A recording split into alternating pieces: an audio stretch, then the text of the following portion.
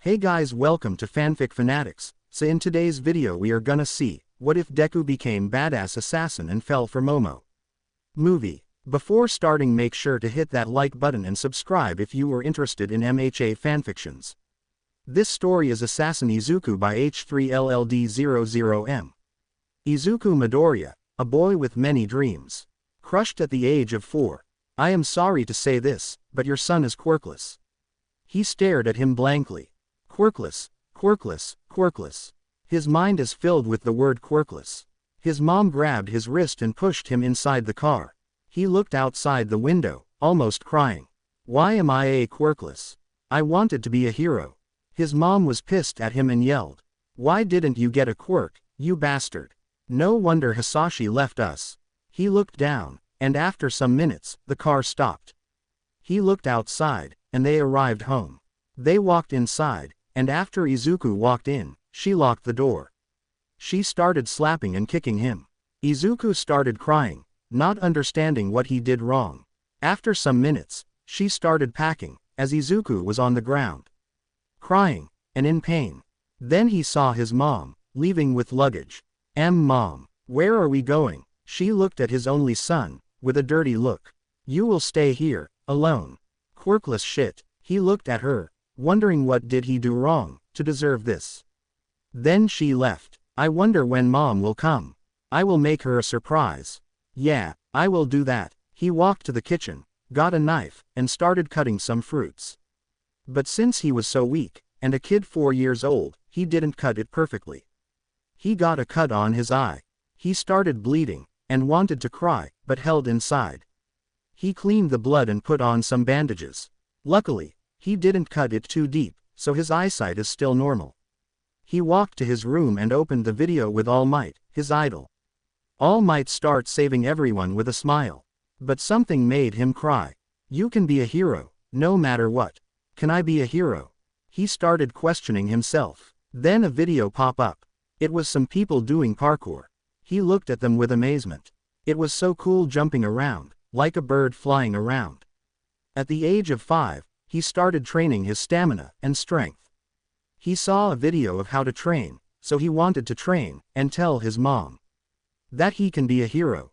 But she never came. At the age of 7, he was running around, and there were some villains attacking civilians. He got worried and screamed for help to the heroes.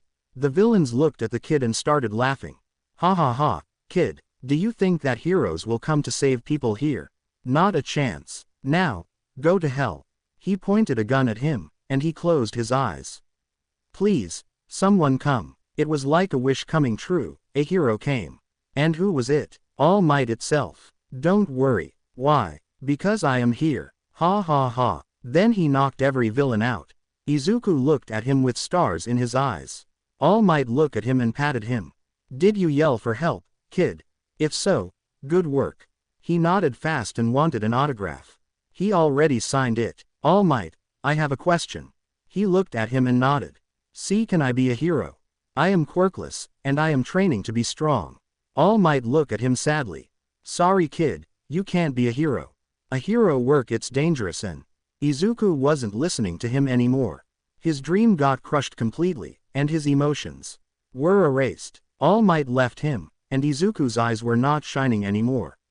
He walked to his home and got a bag. He put on some clothes and left when he was finished.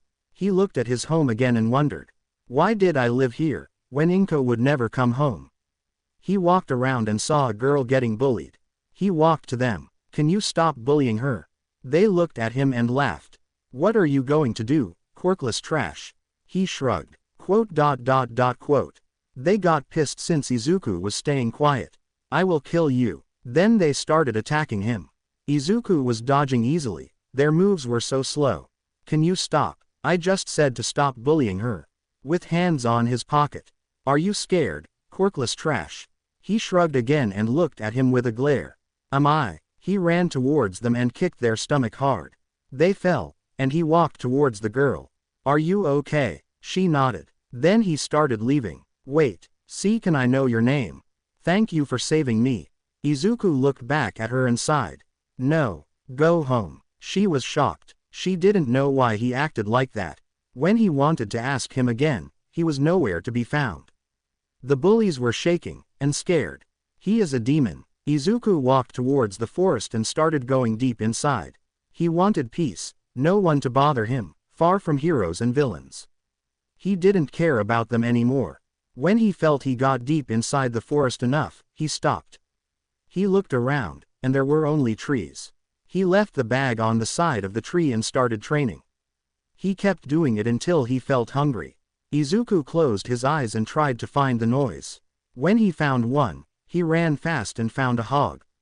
He started walking quietly, with a knife in his hand, and killed the hog. After he carried the hog to the place he started living, he started to cut it and make a fireplace. When he finished it, he started eating it, and it was slightly good. The night was coming, and he got water to drink. Izuku was looking around, where to build a house. He sighed and stood up. Someone was looking to Izuku, wondering what a kid doing here in the forest. "Who is there?" asked Izuku. The man tilted his head in confusion. How did he hear him? He got down and walked to the kid. "How did you find me?" Izuku shrugged and started leaving to his place. "Aren't you worried that I am a villain, kid?" He shrugged again and looked at him. "Do I look like I care? If you want to kill me, feel free to do so." Izuku kept walking, and for the man, he was shocked. What did he get through to act like that? The man kept following him, and he threw a knife near the kid. Izuku kept walking as he didn't care. "Why did you miss?" asked Izuku. The man was again shocked, and walked to the kid. "I wanted to test you if you get scared, or something." When he looked at Izuku, he looked at his eyes. His eyes were dead. "My name is Ezio, and I am an assassin." Izuku nodded and started introducing himself. "My name is Izuku. No last name, a quirkless trash kid, who got abandoned by mom, and crushed dreams by All Might. Nice to meet you." "Geez, kid, how old are you?" He told his age, and Ezio was shocked. "You know, I am quirkless too, but it doesn't mean that you can't be a hero. With strength and speed, you can. Don't let them crush your dream." Izuku nodded as if he didn't care. "Can I go to sleep now? I am tired." He walked to his place and put a blanket on the ground. He laid down and closed his eyes. "Why am I caring about him?" Ezio looked at him and sighed. He closed his eyes too, and both of them got to sleep. The morning came fast, and both of them were up. "Izuku, can you come here for a minute?" He walked to Ezio and looked at him. "I want to adopt you, and train you. But you need to kill people if needed. Will you do it?" "Kill people? I would kill bad people if they deserve it. Why should I leave them alive when they kill people as well?" Izuku nodded. "Train me, sensei. I will kill people if needed." Ezio nodded, and that's how the training started. A hell training for Izuku Auditore. After 6 years of training, Izuku is 13 years old. "Dad, I am 13 years old. Can I go to the city again now? I want to kill bad people." Ezio chuckled. "Yeah, sure kid. Come with me, I will give you something." He nodded and followed his dad. They got to a place, like a shrine. It was a logo of the assassins. "Welcome to the Brotherhood. I made this place for assassins, and I am the last one in the Brotherhood. Now Izuku Auditore, will you join the Brotherhood?" Izuku nodded. "Then remove your clothes on the top." Izuku removed it and sat on the ground. Ezio got the logo heated up, and put on Izuku's back. Izuku yelled for a bit, then he kept it inside the pane. Ezio removed it, and the logo was printed on his back. "Now you are part of the Brotherhood. And I have a gift for you." He got some clothes for me, and some weapons. Izuku wore them and looked at the water. "Thank you, Dad. Are you wearing your assassin's clothes?" He nodded, and he did it. "Let's go, Eagle." It was Izuku's code name. "Okay, Ezio." Ezio just has his name. They started running and jumping through the trees until they arrived in the city. "How long has it been since I last came here?" We were still hiding, and Izuku activated Eagle Vision. How did he get it? He trained with his dad for 6 years, and in Izuku's blood, had the DNA of the first civilization, making him possible to learn Eagle Vision, a sixth sense. He looked around with the help of his eagle up there, and he pinpointed some places. Then he saw an accident. A slug villain was trying to kidnap someone, and the heroes didn't do anything. Let's go, Eagle. We need to save him. And don't worry about showing yourself up, the world needs to know who we are. Izuku nodded, and both of them ran fast. Heroes were yelling, the civilians were worried about the kid. Such fake heroes. Izuku jumped to the villain and stabbed them in his eye. The villain yelled, and let the kids free. It was a girl and a boy. Everyone was shocked. Why didn't you save them, you so-called heroes? They were pissed, and someone yelled at me. What do you think you are doing, villain? Izuku tilted his head in confusion. Villain? How am I a villain? You guys weren't moving to save those kids, and you are calling me a villain. How do you call yourselves heroes? The civilians were yelling at the heroes. That's true, why didn't you save them? Izuku looked at the kids and woke them up. Wake up. They woke up and looked at him. Are you two okay? They nodded. What's your name? My name is Katsuki Bakugo, and I am going to be a hero. He nodded and looked at the girl. My name is Momo Yaoyorozu, and I am going to be a hero too. I nodded and helped them get up. Thank you for saving us, sir.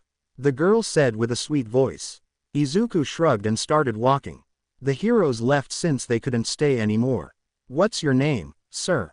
Izuku looked back and sighed. The girl found it familiar. Go home. I am not telling it. Hey, she asked only your name. Yelled Bakugo. Izuku threw a knife near his face.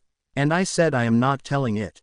Please don't make me. Izuku got the knife and jumped on the roof.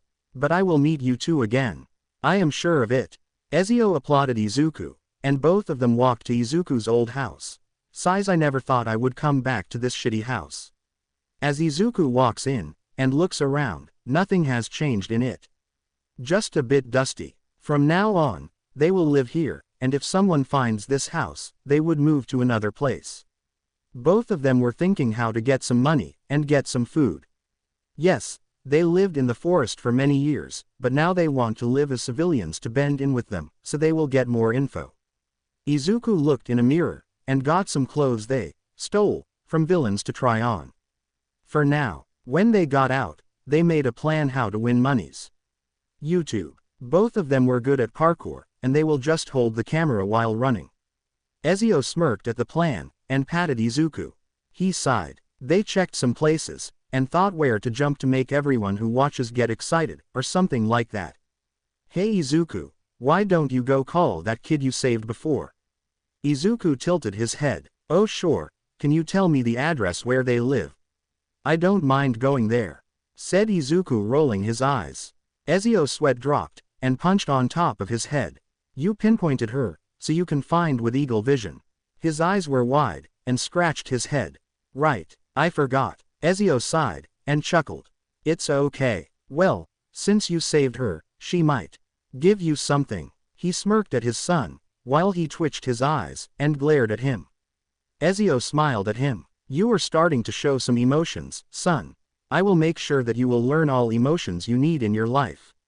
They walked to her home, and Ezio stopped walking. He hid it himself somewhere. Izuku kept walking, until he reached the door. Damn. She is rich. He clicked the button to call, and someone answered.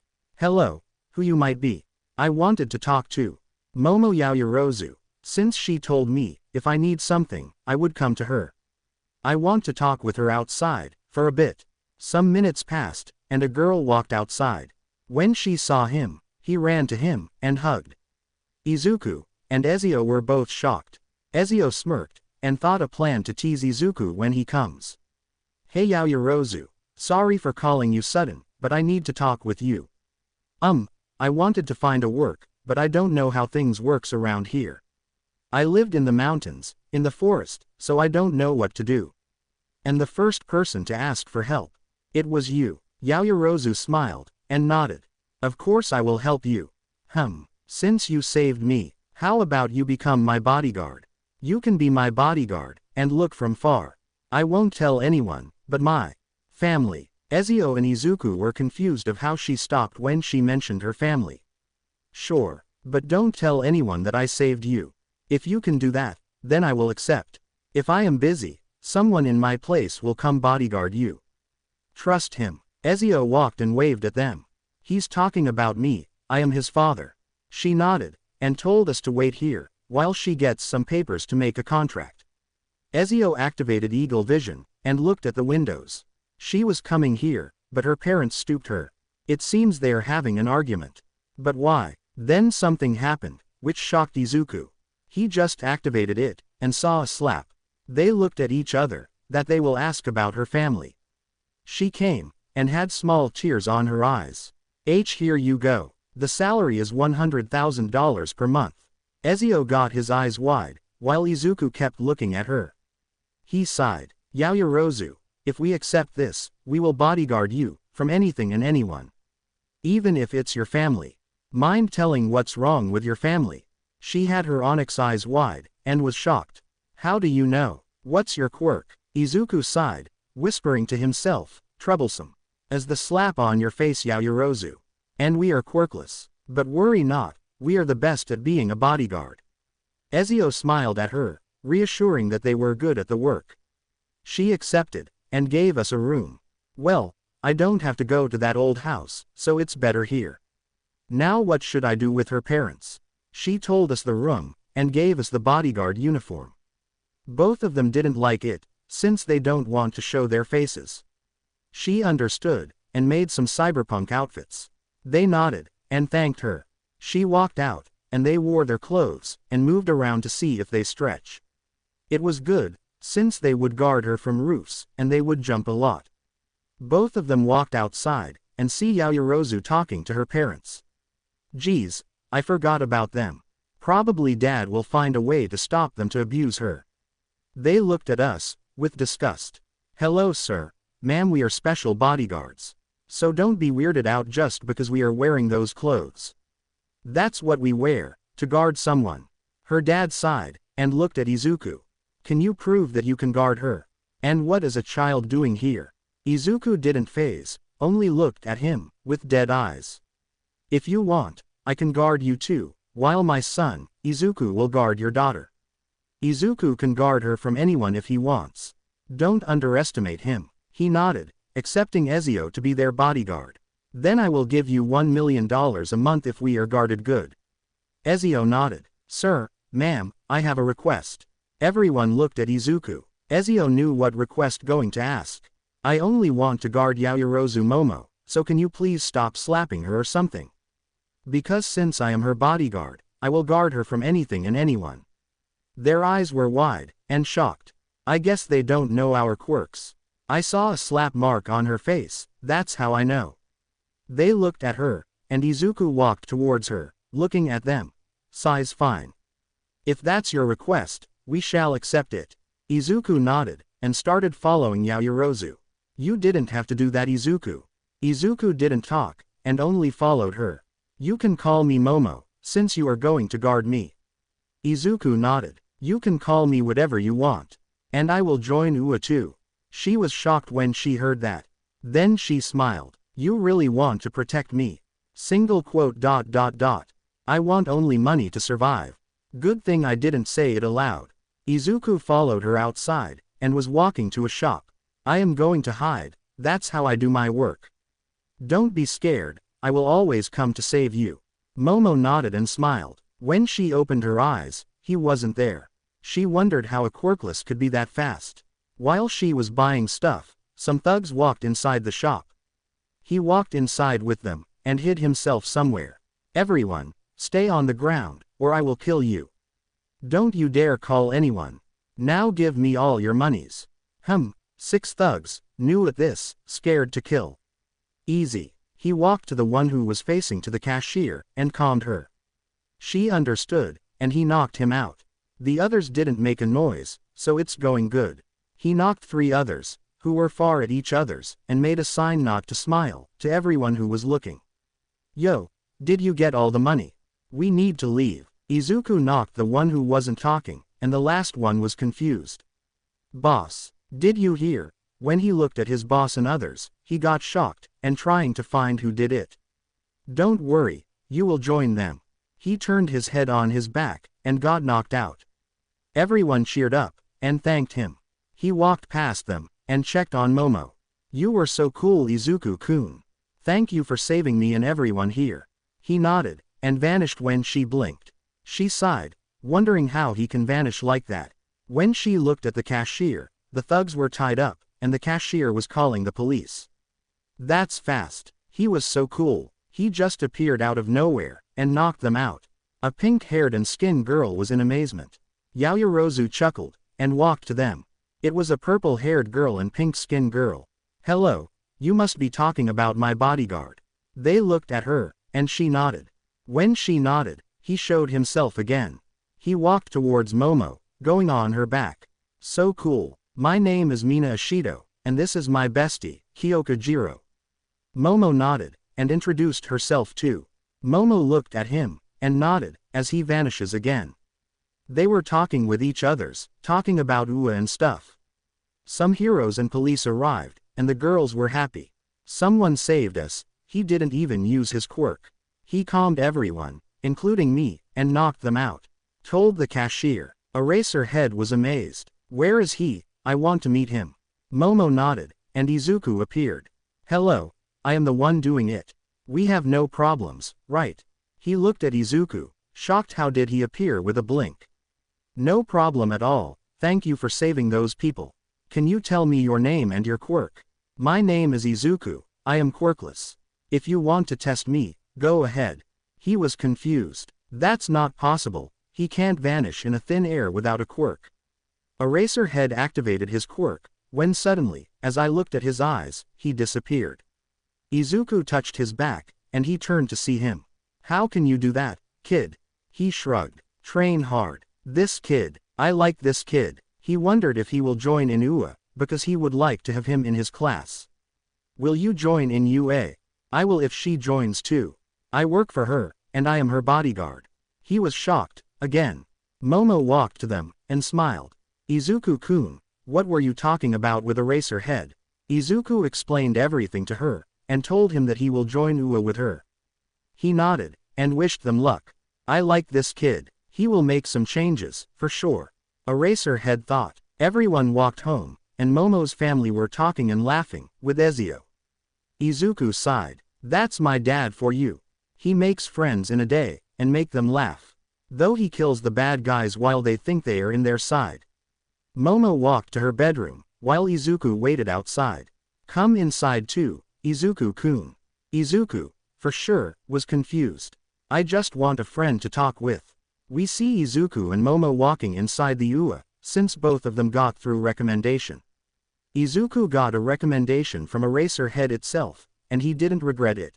10 months has passed quickly, and Izuku did train Momo, because she wanted to get stronger, and asked him to help. Izuku accepted, and gave her a hell training. He wanted her to give up, but she didn't. Izuku started to like her, she is not like the others. So he trained her properly. Now she can create things faster than before, and can fight hand to hand. They walked inside, trying to find Class 1A. When they found it, they looked up. That's a big door. Izuku sighed, and opened the door. The first thing they heard, was yelling. Put your legs down. We are in school, and this is not acceptable. Ha, the hell is wrong with you, 4 eyes? Did you stick up a stick inside your ass? It was Iida and Bakugo. Izuku and Momo sat down, and Izuku fell asleep on the desk. Iida walked to Izuku, to which Momo opened her eyes wide. Never wake up Izuku if he wants to rest.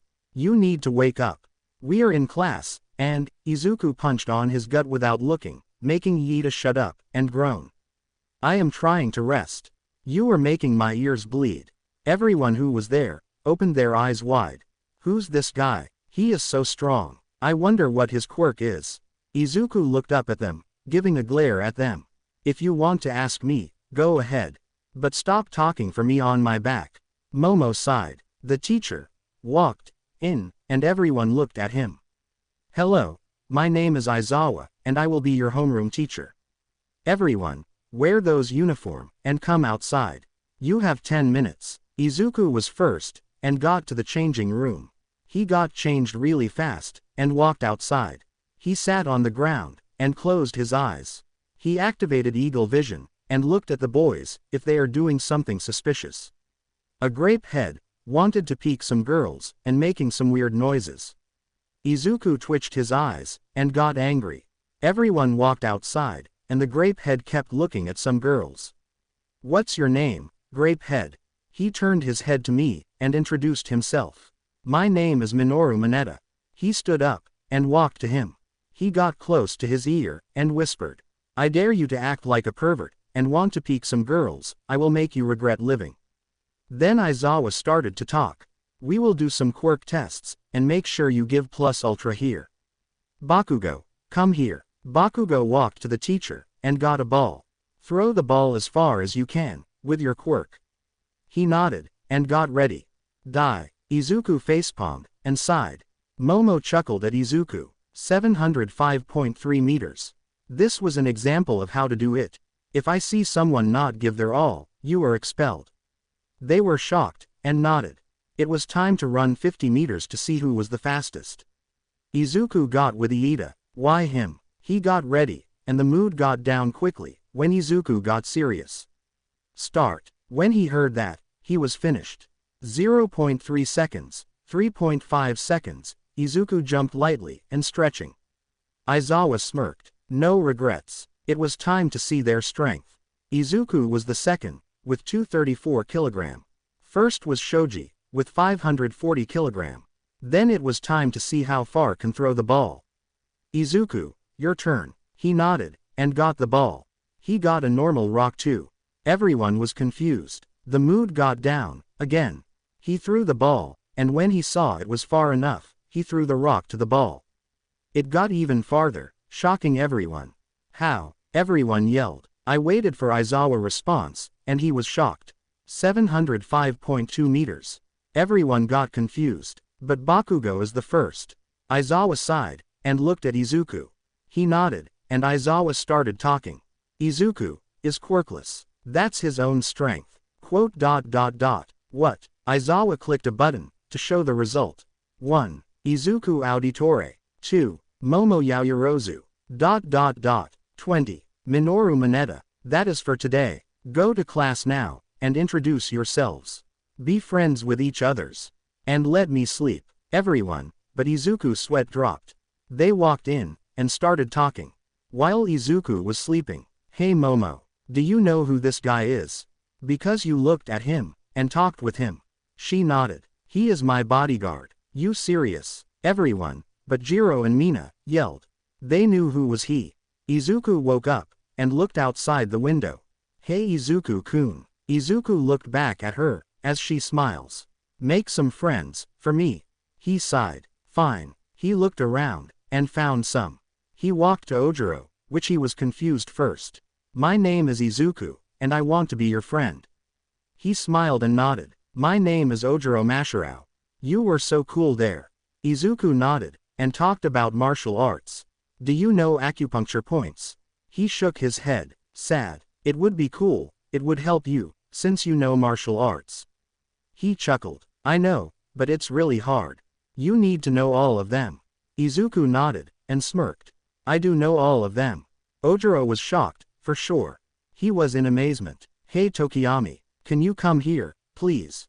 Revelry in the dark. He walked to them, and Izuku asked to be his friend. He accepted. You have a cool quirk, Tokiyami. Dark shadow helping you, and it can talk. He nodded, starting to like him. Can you tell me your weakness? I will do something to help you. Tokiyami was confused first, but nodded. My weakness is light, and if it's dark, dark shadow will go berserk, and I can't control it. Ojiro nodded, while Izuku walked to him.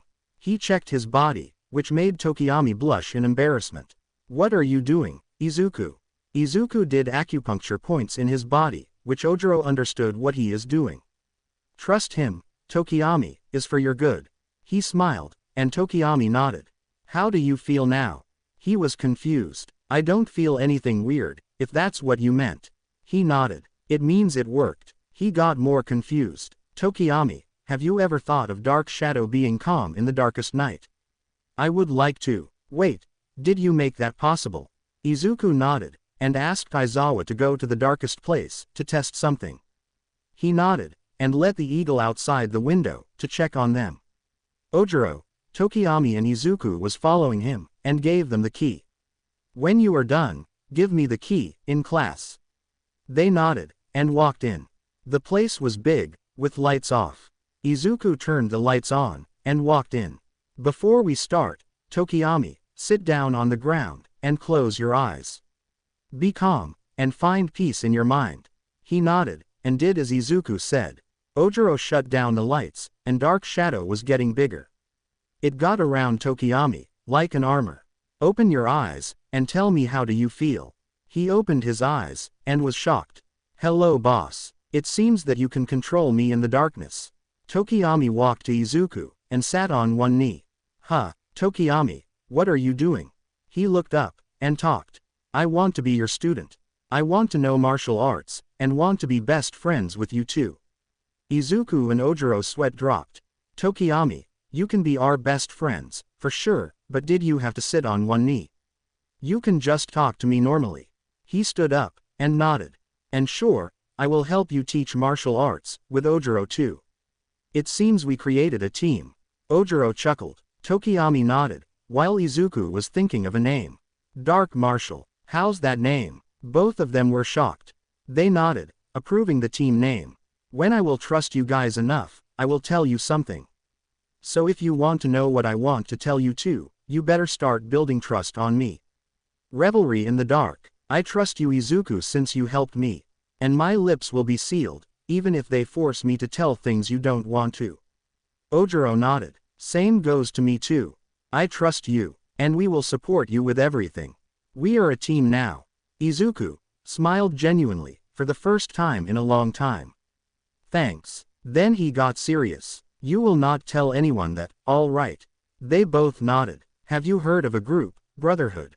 Their eyes were wide. They nodded fast. Izuku turned on the lights, and removed the top of his clothes.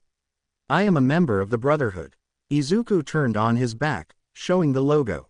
They gasped, and looked at it. So, you are an assassin. Tokiyami said. He nodded, wearing his clothes. Have you killed people? Asked Ojiro. He nodded again. I had a reason to kill. I will tell you a story of my first kill. Flashback. Izuku was jumping around the trees, in the forest, and checked for anyone. Someone was there, and it was a villain. Izuku at this time was 11 years old. The villain got a gun, and a woman, with a baby. The baby was crying loud, and Izuku felt hurt on his heart. That was rare of him. Really rare. Shut the baby up, or I will kill both of you. Izuku's eyes twitched, and got closer to him. Please don't do anything to my baby. Do whatever with me, just don't hurt my baby. She was crying, begging for him to stop. Then I will make you my slave, and make you a slut. Hee, we will have a lot of fun. He smirked widely, while the woman was shocked and terrified. He started to undress her, while Izuku had enough. He made a howl, scaring both of them.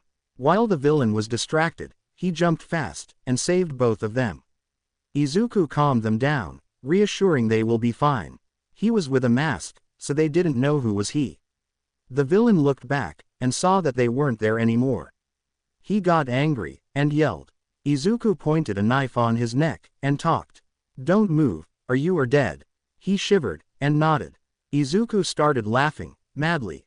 Who am I kidding? I will kill you. He cut his neck, and he died. He dropped the body in the hole. The first kill, the first body in the hole. He walked to the woman, and nodded. You can go home, he won't come anymore. Be safe. She nodded fast. What's your name, kid? I want to name my kid after you, my savior. He shook his head. I won't tell my real name, but I will tell a name for him. She nodded, accepting this. Then, call him Ezio. She smiled at the name. The baby giggled, so it means that he liked it. Have a safe trip. Then Izuku vanished. Thank you. I will take care of Ezio. Flashback end. They were shocked, and in amazement. I support you to the fullest, Izuku. You killed him, and he deserved it. He won't do that anymore, since he is dead, said Tokiyami. Ojiro nodded. If there is a reason, it should be done. Shall we go to the class now? The school will end soon. They nodded, and walked out. Izuku is starting to show his emotions, but rarely. He doesn't know what are the names of the emotions, but he knows how to show them. Sometimes he forgets the emotions. It's like a glass with water, and if the water gets out, his emotions goes too. Dark Martial, within lead Izuku, and his friends Ojiro and Tokiyami. They have trained a lot, and know acupuncture points. Momo talks a lot with Izuku too, and she started to like him. It was suddenly, but she has feeling for him. Izuku is dense about it, and he doesn't know what love is, and what to do with it. It was one day that Aizawa told them to get ready for hero training. And someone came in, which Izuku didn't like it. It was All Might, the one who crushed his dreams. I am coming through like a normal person. Izuku sighed. Was that supposed to be a dramatic entry? Everyone who heard him, chuckled. Now young heroes, get ready. We have bought hero clothes too, so wear those, and come outside. The Dark Marshal walked first, and got the hero clothes. They changed quickly, and walked outside. Hope we win, guys. Be sure to show them what we can do. They nodded in determination. Is everyone here? Good. Today's lesson is, heroes versus villains. He explained how to win, and why are we doing this. Every team is like cannon, but I will change Izuku, Momo, Ojiro and Tokiyami fight. Have fun reading. Izuku Auditore and Ochako Uraraka Team A Heroes vs Katsuki Bakugo and Tenya Iida Team D Villains. Bakugo and Iida walked in, while Izuku closed his eyes, and Uraraka was nervous. Izuku, do you have a plan how to win this?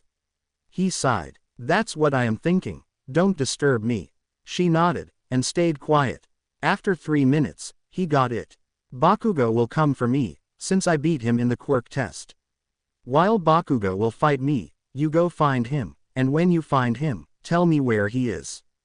Do not make any noises. Is that clear? She nodded quickly. Scary. Heroes, go in. They got in, and Izuku closed his eyes to hear any noises. Izuku, yelled Bakugo. Izuku got confused why he called his name. Because he calls everyone with lame names. I will show you that quirkless people can't be heroes. Izuku twitched his eyes, and looked up at him. The mood got down, and everyone shivered. Bakugo, don't you think you can be a hero with that attitude? And I will show you that I am beyond stronger than you. Izuku quickly ran towards Bakugo while he didn't expect him to come that fast. He is so fast. Izuku kicked his chest, and Bakugo got crashed on the wall. He walked to him, and pointed on his body. Ojiro, looking at the monitor, shivered. He can't stand up now. He's paralyzed. Everyone was shocked. Izuku looked at the camera, and his eyes were dark green, like a big forest, with the most dangerous animals, waiting for food. He smiled at All Might, which that smile turned into a maniac smile. I can't be a hero, you said, All Might. But guess what? I am here, being a hero. All Might was confused, while everyone who was watching him, got shocked. All Might, what he is talking about. All Might remembered saying that to a kid with green hair. He was sweating bullets. Izuku, I found the bomb. 5th floor, 1st room. Izuku smirked, and ran really fast.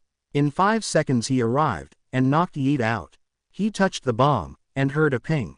The heroes win. Everyone was shocked at his speed, and how he knocked them down. Ojiro, Tokiyami and Momo, chuckled. He overpowered them, and everyone agreed with them. Izuku walked to Bakugo, and unparalyzed him. Don't ever say that quirkless people can't be heroes.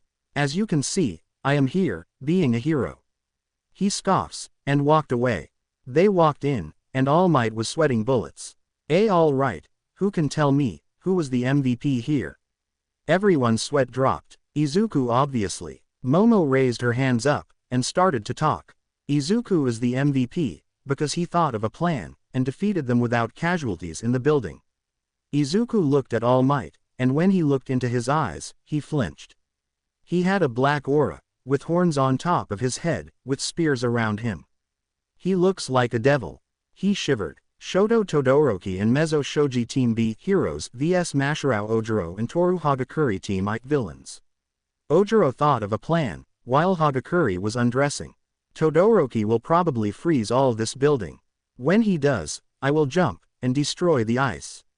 Ojiro wanted to talk to Hagakure, but he didn't find her. Hagakure. She walked behind him, and touched him. I am here, Ojiro. He flinched, but then nodded. When I say, jump, you will jump as high as you can.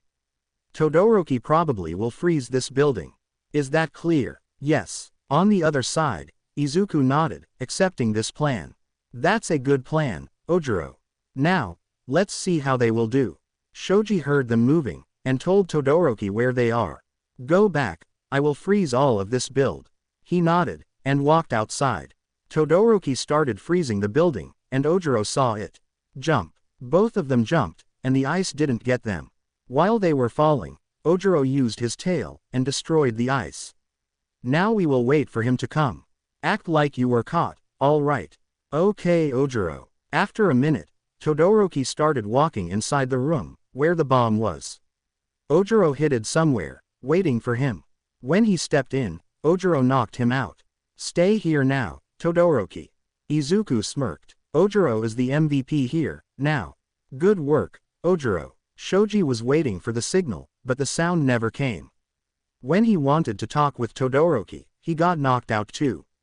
Villain team wins. Ojiro smiled and carried both of them. Izuku raised his hand. Ojiro is the MVP, because he didn't panic, and thought of a plan how to counter ice. He helped his teammate to not get caught in ice, and knocked both of them without sound. Tokiyami smirked, while Ojiro was getting praised. Fumikage Tokiyami and Tsuyu Asui Team H villains vs Eijiro Kirishima and Hontasiro Team J heroes. I have a little plan. The place is with lights. If I destroy those, then I will have more power. First I need to calm myself, and think what should I do. Kirishima's quirk is hardening, Siro's quirk is tape. Tsu's quirk is frog. Tsu can stop Siro, while I can stop Kirishima. Hey, Tsu, can you fight with Siro, while I try to knock out Kirishima?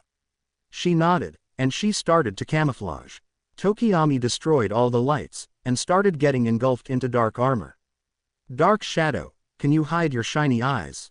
So we don't get noticed. It was done by his command, and he hid himself in the darkness. When they got in the room after 3 minutes. It's so dark here, but I see the bomb there. Let's check around. Both of them were checking around, and didn't find anyone. Huh, that's weird. They were supposed to hide the bomb. They walked to the bomb, and the surprise attack came. Tsu pulled Siro with tongue, making him impossible to move, while Tokiyami scared Kirishima.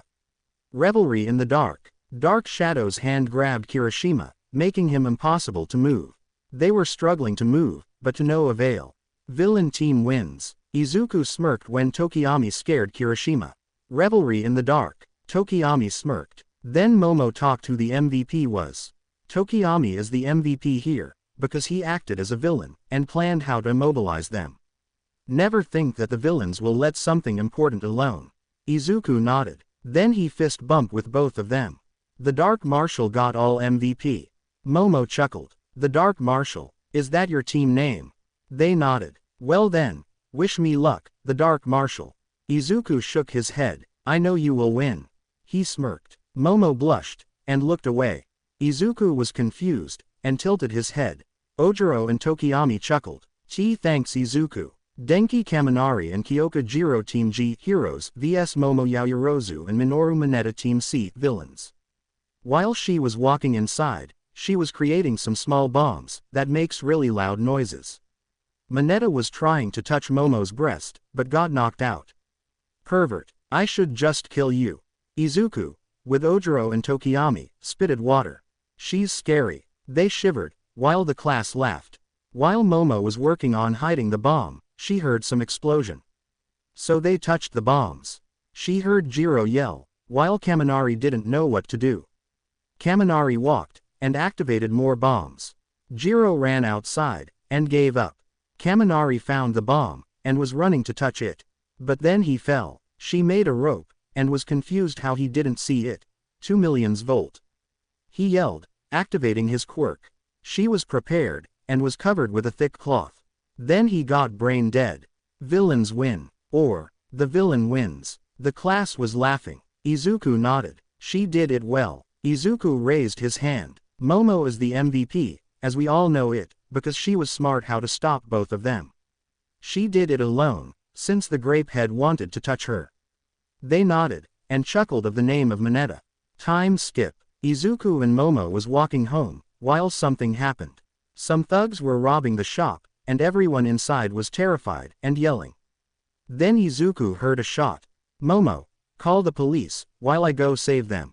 Izuku ran inside, and hid somewhere. The heroes were captured. Idiots. You lost to them. I checked everyone, and there were 9 thugs, 14 civilians, 3 heroes, and a dead person. That's where Izuku got really mad. He ran really fast, knocking them down. Who is the one that killed him?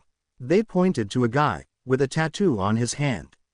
Everyone, walk outside. They ran outside, crying. Then Izuku woke him up.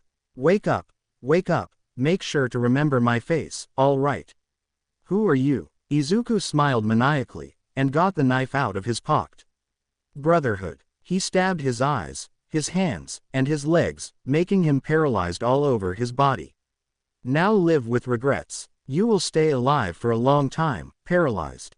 Have fun, and look outside. Oh, I am sorry, you are blind.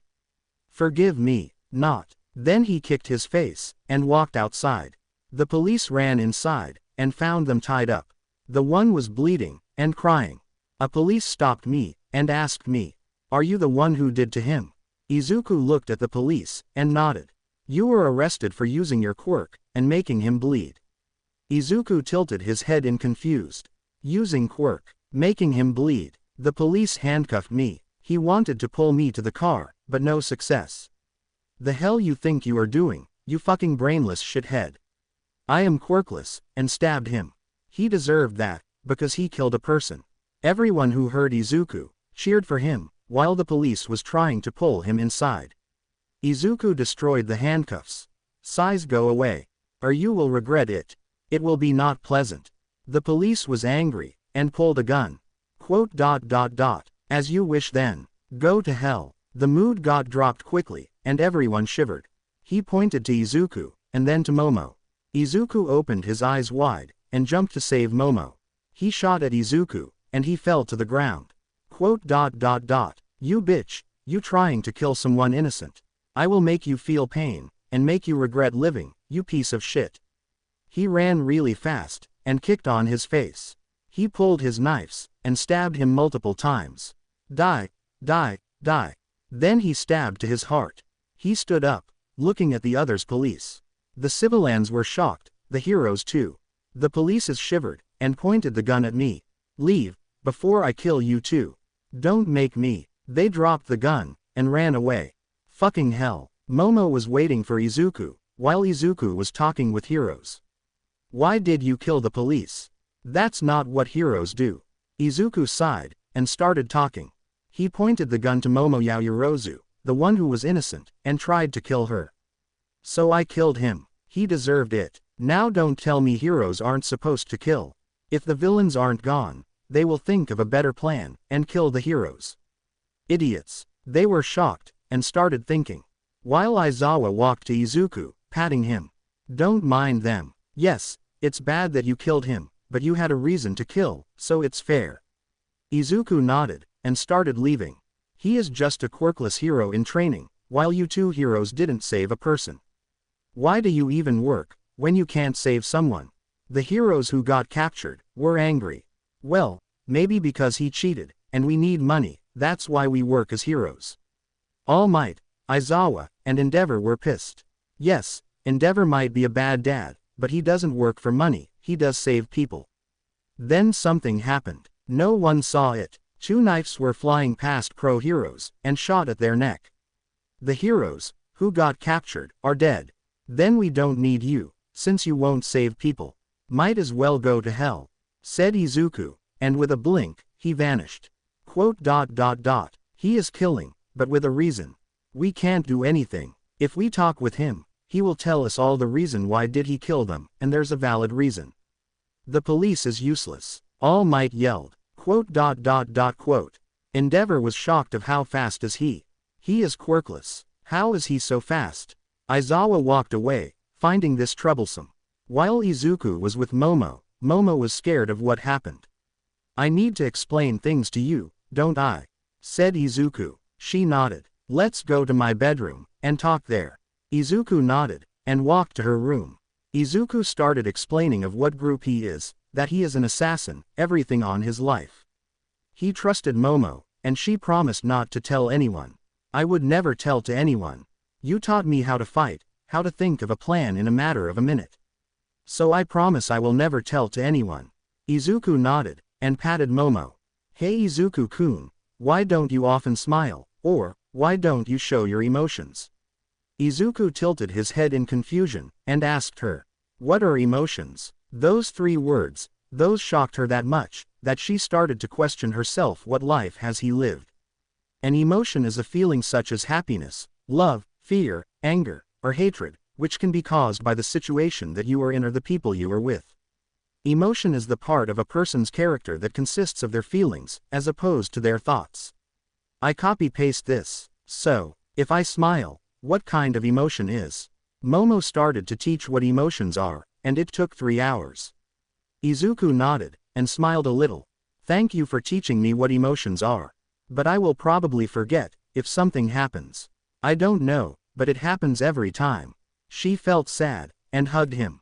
Izuku hugged her back. Thank you, said Izuku with whisper. Then they heard a knock. Come in, said Momo. It was Momo's parents, and they have quite changed. From abusive one, to fully support family. I guess dad is the best at changing people. Momo, dear, your dad and I will leave for a vacation. I am sorry that you have to stay here, since it's a business trip. Momo nodded, smiling at them. Don't worry Mom, I am with Izuku-kun, and you have Dad and Ezio. She chuckled. Yeah, Izuku, please protect her. Izuku nodded. They didn't tell what happened, but it doesn't matter since they didn't get in problems. Izuku walked outside, and saw Ezio getting ready his knives. Hey Izuku, you heard the news, right? Izuku nodded, and hugged him. Ezio was shocked, but then smiled. He hugged him back. Be safe, Dad. Ezio smiled, and patted him. Don't underestimate me, son. I am Ezio Auditore, the leader of the Brotherhood. He smirked, and gave Izuku a knife. Why are you giving me a knife? Ezio chuckled. As a gift. This knife represents how strong you are. This knife means you are strong enough to be in the lead of the Brotherhood. Izuku was shocked. So cool. He took the knife, and thanked him. Then they left. I guess we are alone, now. He nodded, and sighed. Momo blushed thinking that she is alone with him. Want to go out? Asked Izuku. Momo found it shocking. Izuku invited her on a date. Sure. Let me get ready. She rushed inside and started wearing. He was waiting for her, and started thinking where to go. He thought of the arcade. They would have fun playing, dancing and stuff. Then Momo walked out, and Izuku found her beautiful. I am ready to go, Izuku-kun. I hope you don't mind what I am wearing. Izuku shook his head. You look beautiful Momo, and it's perfect for where we will go. He smiled weakly, since it was hard to smile big. Momo blushed, and looked at him. You look beautiful too, Izuku-kun. He looks so badass. Hya, she was squealing inside her mind, and walked out with him.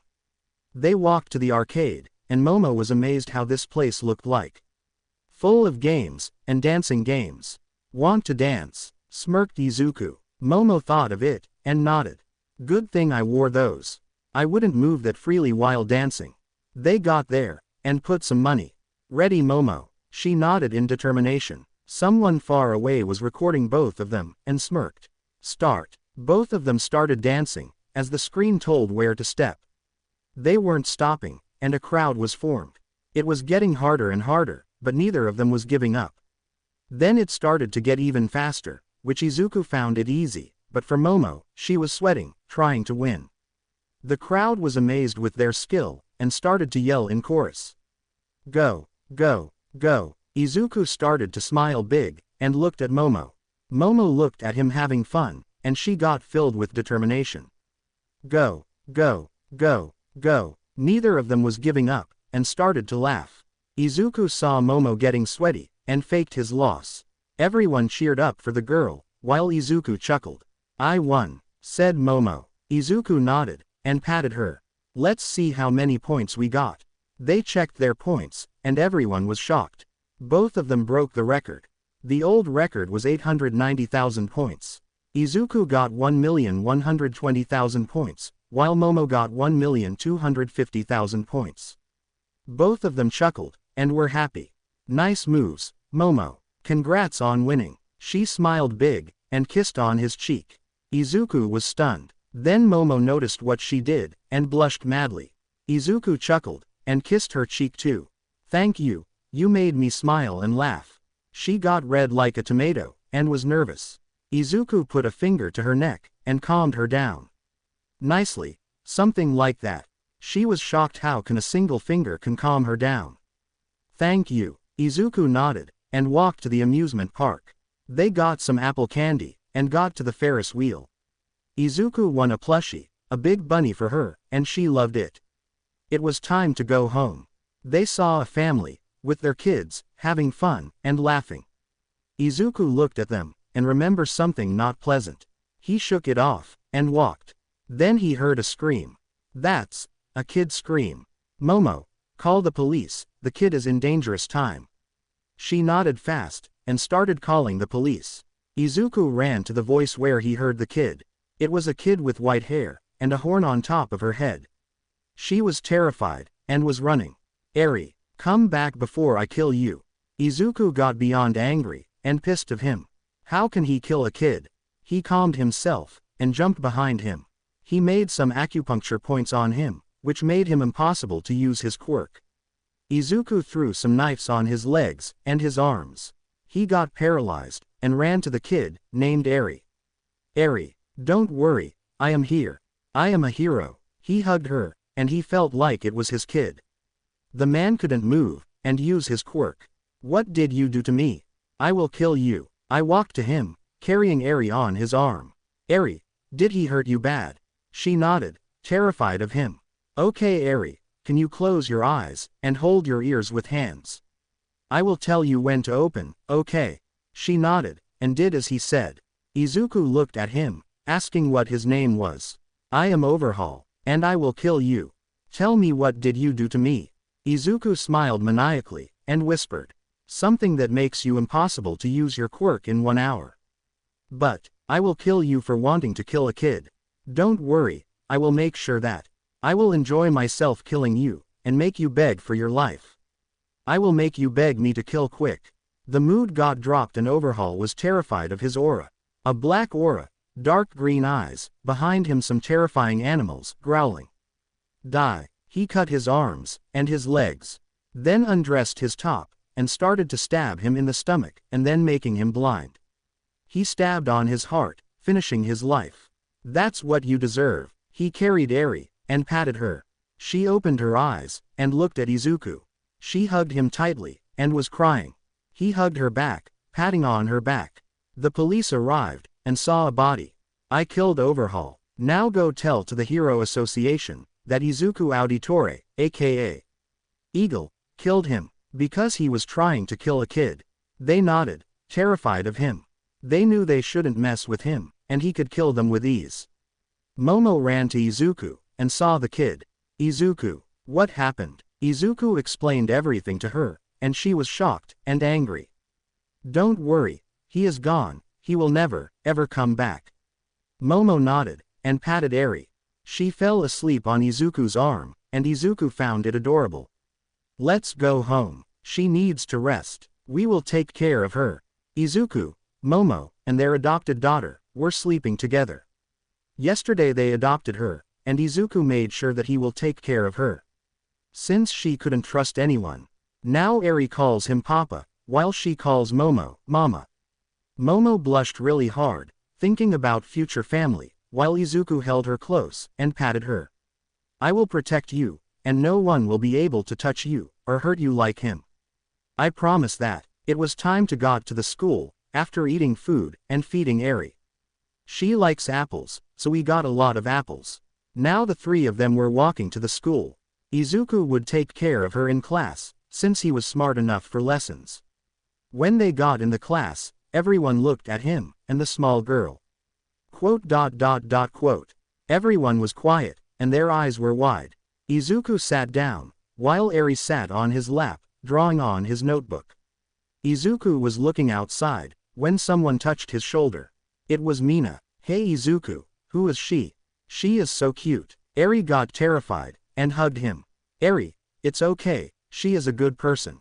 Izuku started patting her, and looked at Mina. It's my adopted daughter. She gasped, and nodded. Who is her mom? She smirked. Eri looked up at her, and was shy. My mama, it's her. She pointed at Momo, while Momo was writing stuff. Ah, so cute. Izuku sighed, and looked at the door. Aizawa walked in, and saw Izuku with Eri. He nodded in understatement. Okay class, we will do something important. First, choose a class representative, and a vice. Then we will go to USJ. When we will be done with choosing, we will go. You can choose what to wear, since it doesn't matter that much. Everyone nodded, and started voting someone. Izuku voted Momo. She would made an amazing work. The vote was finished, and Izuku looked at the blackboard. Izuku 9 votes. Yaoyorozu 5 votes. The others didn't matter, but Izuku was shocked. Why did you guys vote for me? That's too much work, and I would prefer sleeping. Everyone's sweat dropped. Sleepyhead. Now wear what you want, and I will wait outside. Izuku wears PE uniform, and didn't want the costume. Why waste it on the USJ? But he got knives, and daggers. Everyone didn't mind, since he comes every day with knives. Aizawa and Nezu accepted letting him come with knives. Eri was sleeping on his chest, while everyone found it adorable, and took some pictures. Izuku sat down, and Momo sat near him. Everyone started talking, which turned to yelling. Well, Iida started yelling. He glared at Iida, which he shut up in an instant. Hey Izuku, call me Sue, but I say what I have in mind. I want to tell you something. How are you quirkless, but stronger than us? With a blink, you vanish in thin air. And why did you talk to All Might like that in hero training? Izuku sighed. Troublesome. Well, I started training since I was 5 years old. Alone, without family. My dad left me since I was born, and my mom left me since I was diagnosed quirkless. I started living on my own, but badly. No one wanted to help a quirkless kid. About All Might. When I was 7 years old, I was involved in some villain's attack. I screamed for help, and All Might came.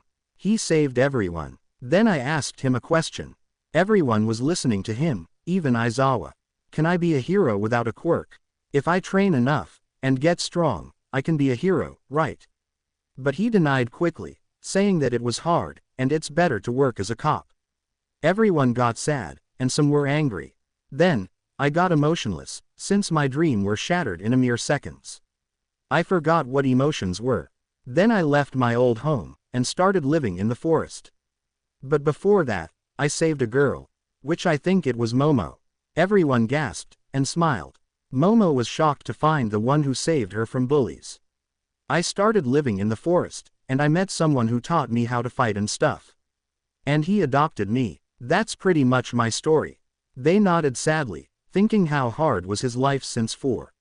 You shouldn't let anyone crush your dreams. Be yourself, do what you love. Don't listen to the others. They smiled at Izuku, and Aizawa nodded. All right kids, we arrived. Get down, and follow me. Everyone walked outside, and Izuku was still carrying Eri.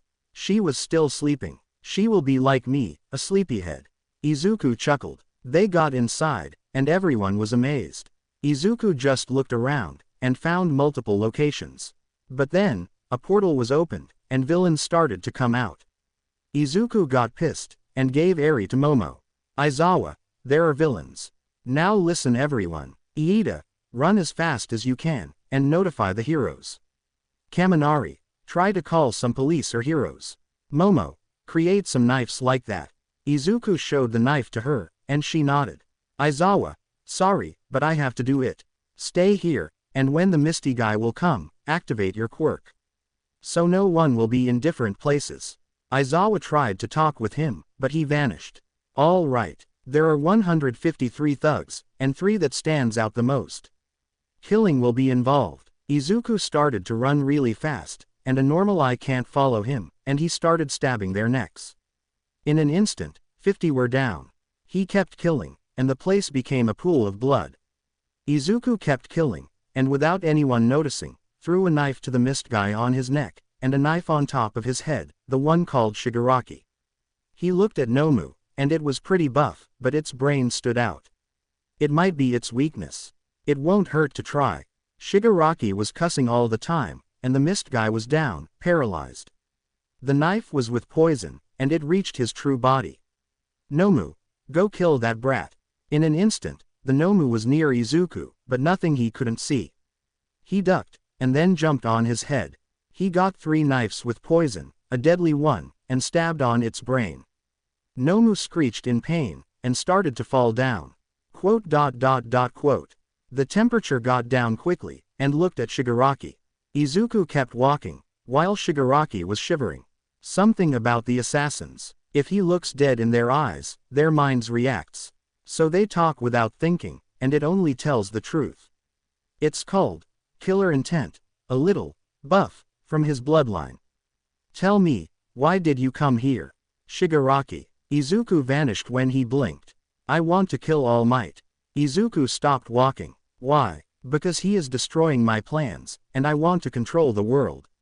Izuku didn't talk. He was so pissed. To kill someone for that reason is a childish one. He AP acupuncture points to him, making him unable to use his quirk. He touched Izuku, but to not success. Then Izuku knocked out. He saw at the mist guy, Kurogiri, and pulled both of them. He walked to the stairs, and dropped their body. That's how heroes are supposed to work. If they don't kill the villains, they will come later with a better plan. So finish them. To stop them forever. Everyone, but Momo, Tokiyami, and Ojiro, were scared. Eri looked at him, and hugged. That's why you told me to close my eyes. To kill the one who hurt me. Izuku nodded, and kissed her forehead. Remember, I will protect you. Even if it cost my life. I am here for you, my snowflake. She giggled, and hugged him. Izuku hugged her back, and walked outside. The heroes arrived. You were late. The match it's over. The heroes were confused. They walked in, and saw a pool of blood. Arrest those two, and make them tell the truth. They are important. All Might carried both of them, since he couldn't talk with Izuku if it's about the villains. He knew if he talked, he would be shut down with his reasons. And it's fair. Snipe walked to him, and asked him. Why did you kill the villains? That's not how heroes work. They don't kill anyone. Everyone's sweat dropped, and shivered. Don't tell me how heroes work. The way you guys are working, it's terrible, and sucks. Tell me, pro-hero, Snipe. What if that villain came back, with more people, more reinforcement, and with a plan, to kill everyone? Would you just stop them, or kill them to stop this madness? He released his KI killer intent, and he fell down, shivering. You heroes are so weak. Then he walked away, with everyone. All Might has left with Shigaraki and Kurogiri, to reveal all the truths. Aizawa got a call, and it was Principal Nezu. Come to my office, with Izuku Auditore. He can bring his daughter. Aizawa nodded, and looked at him. He nodded too. Eri, when you grow up, what do you want to be? Eri looked at Izuku, and started thinking. Then she looked at him again. A hero, like you. I want to save everyone. She smiled, and hugged him. Momo was shocked, with everyone else. Izuku hugged her, and patted her back. You sure, Eri? That involves killing, and you saw there how bad is it? She pouted. I don't care. I want to be a hero like you. He sighed, and chuckled. As you wish, Snowflake. She smiled. She started smiling now, and it was the cutest thing ever. When they arrived at the school, everyone walked home. Momo, stay in class, because I will talk with the principal. Then we will go home together, all right? She nodded, and walked inside the class. Izuku and Aizawa, with Eri on Izuku's chest, walked to the office, finding Principal Nezu, with some people. Welcome Izuku Auditore. Izuku nodded, and said hello back. Is there anything to talk about? Since you asked me to come here. Nezu nodded, and started talking. As you see, these people are the one who works in the Hero Association, or Hero Public Safety Commission. They make the laws of what happens to heroes and civilians, what rights the heroes have, you understand. He nodded in understatement. The president was a woman, with hair color ash blonde, and eyes turquoise. You must be Izuku Auditore, aka Eagle. Can you explain why are you defying killing? Izuku sighed, and was done telling the same thing all over again. Aizawa started talking about why, and it was the same words I said. We know that they will improve, but we have the best prison, Tartarus, and Izuku cut her off, and started talking. And it won't hold off for a long time. Everything gets destroyed, nothing is strong, everything, and everyone has a weakness. For God's sake, I've seen two people wanting to kill a kid. And you tell me it's not fair. What about the kids? Quirkless kids. Is it fair for them to stay quirkless, and getting bullied? And getting killed by a villain, or suiciding themselves? Izuku gave them ki, and they fell down. Don't tell me what to do. You can try to stop me. But for my daughter, I will never stop. For everyone else, I will save them, and kill what's not important. After talking with them, Izuku left with Eri, while the others were shocked and angry at him, excluding Nezu. Nezu was chuckling, and made everyone walk out. Eri looked at Izuku, while he was smiling. Papa, can we play with Mama? Izuku looked down at her, and nodded. Of course Snowflake, we are going to Mama now. She nodded and smiled. As they walked to the classroom, Kendo and Monoma walked out of the class, and Momo waved at them. What's happening? Everyone flinched when they heard the deep voice. They looked back, and saw Izuku with Eri running at Momo. Oh hello Izuku. My name it's Itsuka Kendo, Class Representative 1B. He is Nito Monoma, Vice Class Representative. Izuku nodded, and shook their hands. When Monoma shook his hand, he started laughing. I copied your quirk now. Ha ha ha. Izuku looked at him in confusion. I don't have a quirk. What do you mean? Monoma stopped laughing, and looked at him shocked. You serious? He nodded. I am quirkless, and I trained a lot to be here. You can talk with Momo, if you don't believe. Izuku scratched his head, and smiled. Kendo chuckled, and bowed. Sorry about him, he does that a lot. I don't mind it actually. He is interesting. Being able to copy a quirk, and making someone shocked that he uses the same quirk. Monoma looked at him shocked. Then he smiled. You are the one that I don't hate. I hate the Class 1A, expect you. Momo got a little sad, thinking why he hates Class 1A, but the temperature got down. Hey Monoma, stop hating on Class 1A, because I won't be forgiving next time. While smiling big, and threw a knife near his face. They didn't do anything wrong to you. You can be a rival, but don't hate our class. He fell down, and was sweating bullet. Kendo shivered, and bowed again. Sorry. Izuku patted her. Hey, it's okay. You didn't do anything wrong. Please don't bow, it's like I am an old man. Kendo and Momo chuckled, while Monoma stood up. Sorry. As he put his hand on the back of his head. Izuku nodded, and patted his shoulder. Papa, Mama said we will play with toys and plushies. She was happy, and jumping around. He carried her, and smiled at her. Of course Snowflake, we will play what you want. As he smiled at her, and kissed her forehead. She was confused why she got a kiss on her forehead. Papa, why did you kiss me on the forehead? Momo chuckled. It's because he cares a lot about you. Kendo and Monoma was laughing. Are you two dating? They wiggled their eyebrows. Izuku tilted his head, while Momo blushed really hard. I mean, I like her. So I guess we are. Izuku was so dense, and didn't notice the steam which was coming off from Momo. She was smiling, and passed out. Huh, Momo, are you okay? What happened? He looked at them, which they sweat dropped, and thought the same thing. Is he that dense? After he woke up her, they walked to her house. Eri ran inside, while Izuku and Momo stopped on the tree. Momo was blushing, and was shy to talk. It's about what I said in the school. She nodded, and started talking. I wanted to tell my feelings for you, and I. The confession stopped since someone got a call. It was Momo's phone, and started talking with someone. Izuku looked up, and started thinking. What's she going to tell me? After 2 minutes, she looked down, and walked home. He was confused. Momo, what's wrong? Momo turned around, with a glare. Shut up. Izuku tilted his head. Then he shrugged. I guess she doesn't like me. Not that I care. He kept walking like nothing happened, and walked inside. Eri ran to him, and hugged his leg. Papa, let's play. He nodded, and lifted her up. But then, she yelled. Get out of my house. Now. And don't come back anymore. She cried, and looked at Izuku. The hell is wrong with you? What did I do wrong? She was fuming, and yelled again. You wanted to use me just to get money, didn't you? And then you wanted to use me. For sure, he was shocked, when he heard those. What the hell, who did you talk to? They were lying. Eri was about to cry, but Izuku patted her. As you wish then. This is the last time you will see me. Eri, sweetie, say goodbye to her, since she doesn't want us here. Eri waved at her, and then he vanished. They arrived at their old home, and walked inside. It was cleaner, since Ezio used to come here, and clean.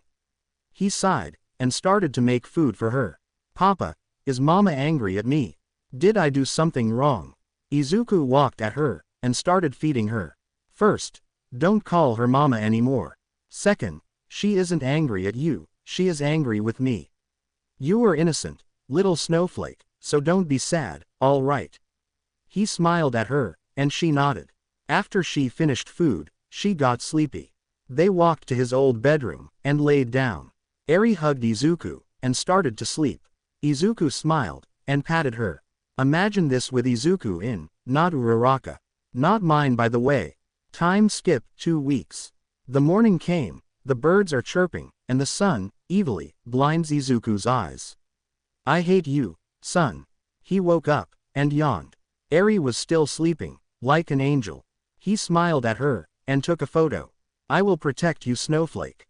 No one will hurt you anymore. Then he checked the time, it was early. 5:09 a.m. It was sport festival today too. Then he saw a message, from Momo. Where do you live? From Momo Yaoyorozu. Why should I tell you? Don't bother me anymore. Sent. He wanted money, since he didn't want to live a crappy life anymore. He got it, and he stopped thinking of wanting only money.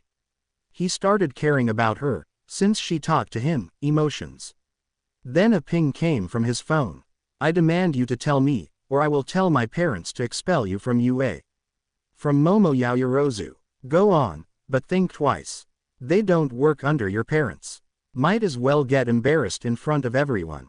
Scene. I hate you. From Momo Yaoyorozu. I don't care. Stop bothering me. Sent. He stood up, and let Eri sleep.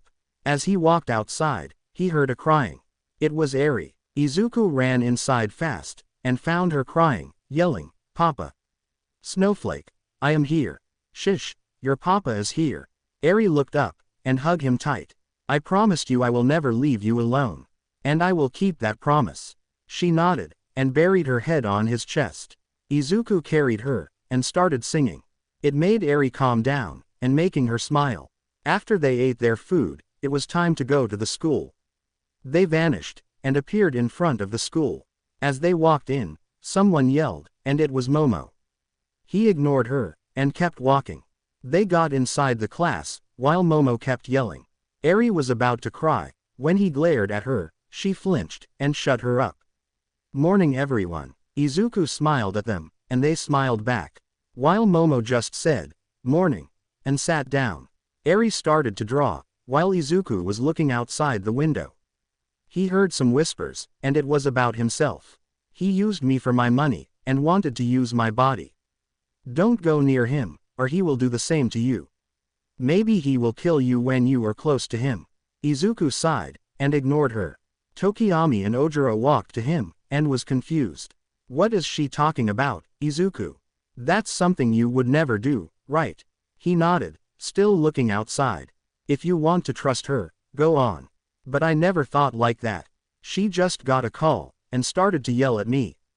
And got kicked out from her home. Now I am, somewhere. He didn't tell them, because Momo was close. They nodded, and smiled at him. We trust you, Izuku. Maybe she just wants to start rumors, but that won't work. Izuku nodded again, and Eri asked him. Papa, how's my drawing? She showed a drawing of him, and Eri herself. With writing. The best papa. Even if it's a simple one, if you have a son or a daughter, it makes your heart warm. Izuku smiled big, and hugged her. It's an amazing drawing, Eri. Good work. Tokiyami and Ojiro smiled at him. Aizawa walked in, and everyone sat down. Today we have sport festival. I hope you trained yourselves, because this is important. Now wear PE uniform, and wait until you guys hear the name of the class. Yes, sensei. Everyone walked to the changing room, and changed themselves. No one noticed Izuku's mark, since he wore his uniform fast. He was waiting in the waiting room, and Todoroki came. Izuku, since you've shown your strength, I know you are strong. But I am stronger than you, and I will be number one. Izuku shrugged, and nodded. Todoroki got pissed, and pulled him up. Don't make me angry, you quirkless shit. Then why did you call me the strongest, smart ass? And let me down, you daddy issues. He didn't care what he would say to him. He could kill him, without a care. Then he led Izuku down, and walked away. Eri was with Aizawa, at the podium, with present mic. She wore headphones, so she can't hear him yell. Hello everyone, and welcome to the sport festival. Are you ready? The crowd was yelling. Yeah, and he started talking again. Then let's show Class 1A, the survivors of the villain's attack. Class 1A walked out, and looked around. After the introductions, midnight came. Hello everyone, are you ready for the sport festival? They yelled. Yeah, again, while Izuku was yawning. Everyone's sweat dropped. Then let's give Izuku Auditore to tell us something. Izuku looked up in confusion. He walked to the microphone, and started talking. Troublesome. Welcome to the UA Sport Festival. I pledge that I will win, and quick enough, so I can sleep. Have fun, I guess. Then he yawned again, and walked down. Class 1A was yelling, while Class 1B was chuckling. All right, the first obstacle is obstacle race. While there was some boos because of Izuku, there was some cheering up for the first obstacle. Everyone got ready, and was in line. 3, 2, 1, go. Izuku jumped high, passing everyone, and when he touched the ground, he vanished. He was already in the final obstacle. He ran to the finish, and won. Everyone had their eyes wide, while Aizawa chuckled. You just made the fastest finish. Izuku walked to the side, and laid down, looking at the clouds. Everyone's sweat dropped, while Izuku closed his eyes. After everyone reached the finish, Izuku stood up. Congratulations everyone, he said to them. They smiled at him, except Momo Yaoyorozu, who was giving an ineffective glare. Next is cavalry battle. Everything is canon, I will only show the matches. Now, we will do match 1 vs 1. After 30 minutes of break, everyone walked out, and walked to the lunch room. Izuku sighed, and closed his eyes. Now I will show everyone that a quirkless can be a hero. Well, would you look at him? Look how he ignores you. She chuckles at her, while she was tied up, and with blood on her face. Let's see who will notice it first. She giggles, while she licks the blood. Now we see everyone outside, ready for the match-up. First it was Izuku versus Shinso. Izuku heard of his quirk, so no talkie to him. Begin. Izuku walked to Shinso, while he was trying to make him talk. Look how lucky you are. In hero class, with a good quirk. Izuku didn't get fazed by his words, and when he blinked, Izuku vanished. I am quirkless. Then he chops on his neck, making him pass out. Winner, Izuku Auditore. Next match, Izuku walked to the seats, and sat down. Momo sat down too. He smells something weird, and it was too. Momo. When the matchup came for Momo, she gave up before fighting. Quote. Everyone was shocked. Tokiyami found it weird too, so he looked at Izuku. Izuku shook his head, making him stop knocking her out. When she came to the seats, Izuku chuckled. Almighty Yaoyorozu gave up before fighting. Ah, I wonder. He stood up, and walked to her. If the real one would do that. He gave her a glare, and she flinched. Then Izuku stopped her quirk working, and it transformed into a blonde girl. She was familiar. How? What did you? Izuku knocked her down, and no hero noticed it. He carried her to the room, and tied her up. Tokiyami and Ojiro came in too. Do not tell anyone, all right. They nodded. Izuku woke her up, by splashing water on her face. Why do you look familiar? Tell me your name. The blonde girl looked at him, and his face was not scary anymore. Hamiko Toga. Izuku thought of it, and his eyes widened. You, Idiot cat. He looked at her, while she was shocked. Izu. As if, my cousin. He nodded, and untied her. Now, it's been a long time since I last saw you. But can you go untie Momo, and bring her to the same place? Please. Toga looked at him, and sighed. All right, but then, I want to live with you. I have nowhere to live. Oh, you will live with me, I ain't going to leave you alone anymore, idiot cat. He smirked, and hugged her. Tokiyami and Ojiro, looking all of this, were in awe. What the hell? Toga walked out, and ran to untie her. I will explain when we finish this. They nodded, and walked out. Ojiro, since you are not included in the arena, can you please stay here, and wait for her when she brings Momo? Then send her to the RG, because she might beat her up. He chuckled awkwardly. Ojiro nodded, and sweat dropped. Now, can we have Izuku Auditore, and Shoto Todoroki in the arena? He walked to the arena, and looked around. Then he yawned, to make them pissed, and started to boo. He chuckled, he was having fun making them angry. Todoroki came, and the way he was looking at Izuku was as if he thinks he is the strongest. Oh look, I am so scared of Shoto Todoroki. I wonder what he will do to me.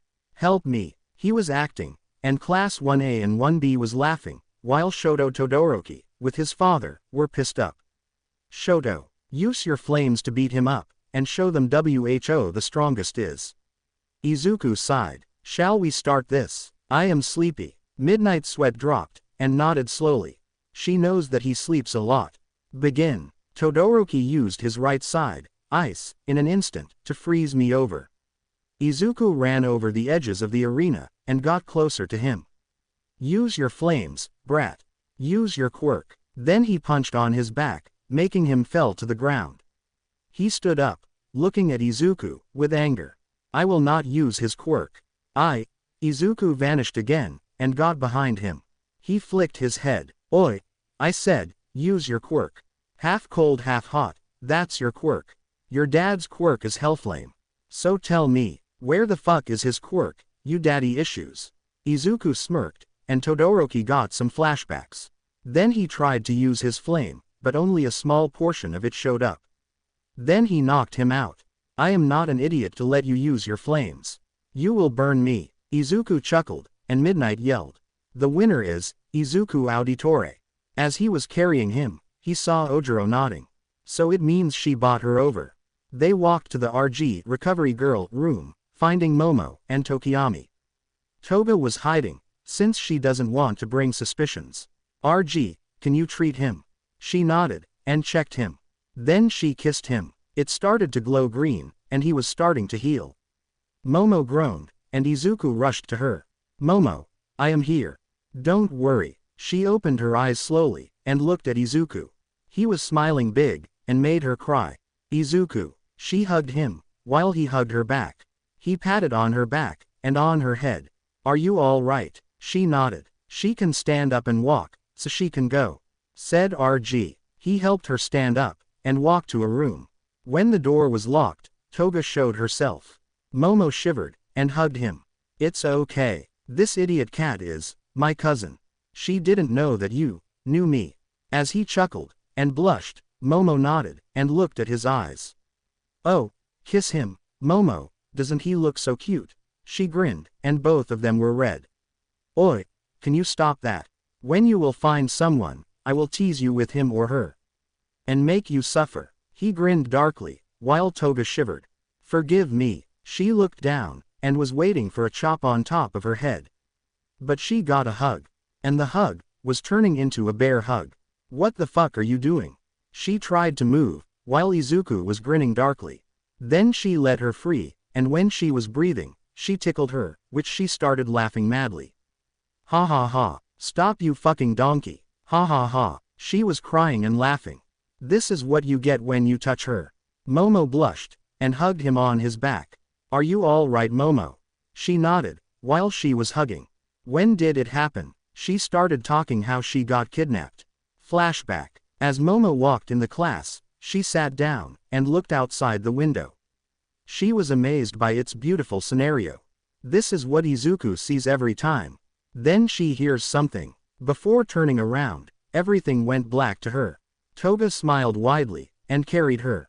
She jumped around, until she found a place to beat her up, and take her blood. She took her blood for a day, and she ran inside the class. She started acting like Momo, since she stalked her a lot. Then Toga got a fake call, which she acted like it took a long time. When she was finished, she yelled at him, and it was going perfect. Well, until the sport festival. She didn't want to participate, but that would bring suspicious. So she acted like her again, taking more blood from her. But then, Izuku noticed. Flashback ends. He nodded, and chopped on top of her head. Ouch, you idiot, tell me before you hit me. Izuku looked at her, with grin on his face, and she shivered again. Sorry, he chuckled. I will talk with the principal, and you will be attended here, in Ua. What do you need, so you can't go killing blood, so I can't go insane? She smiled. Izuku nodded, but when he turned his head, she was looking forward. So both of them kissed. Their eyes were wide, and blushed like a tomato.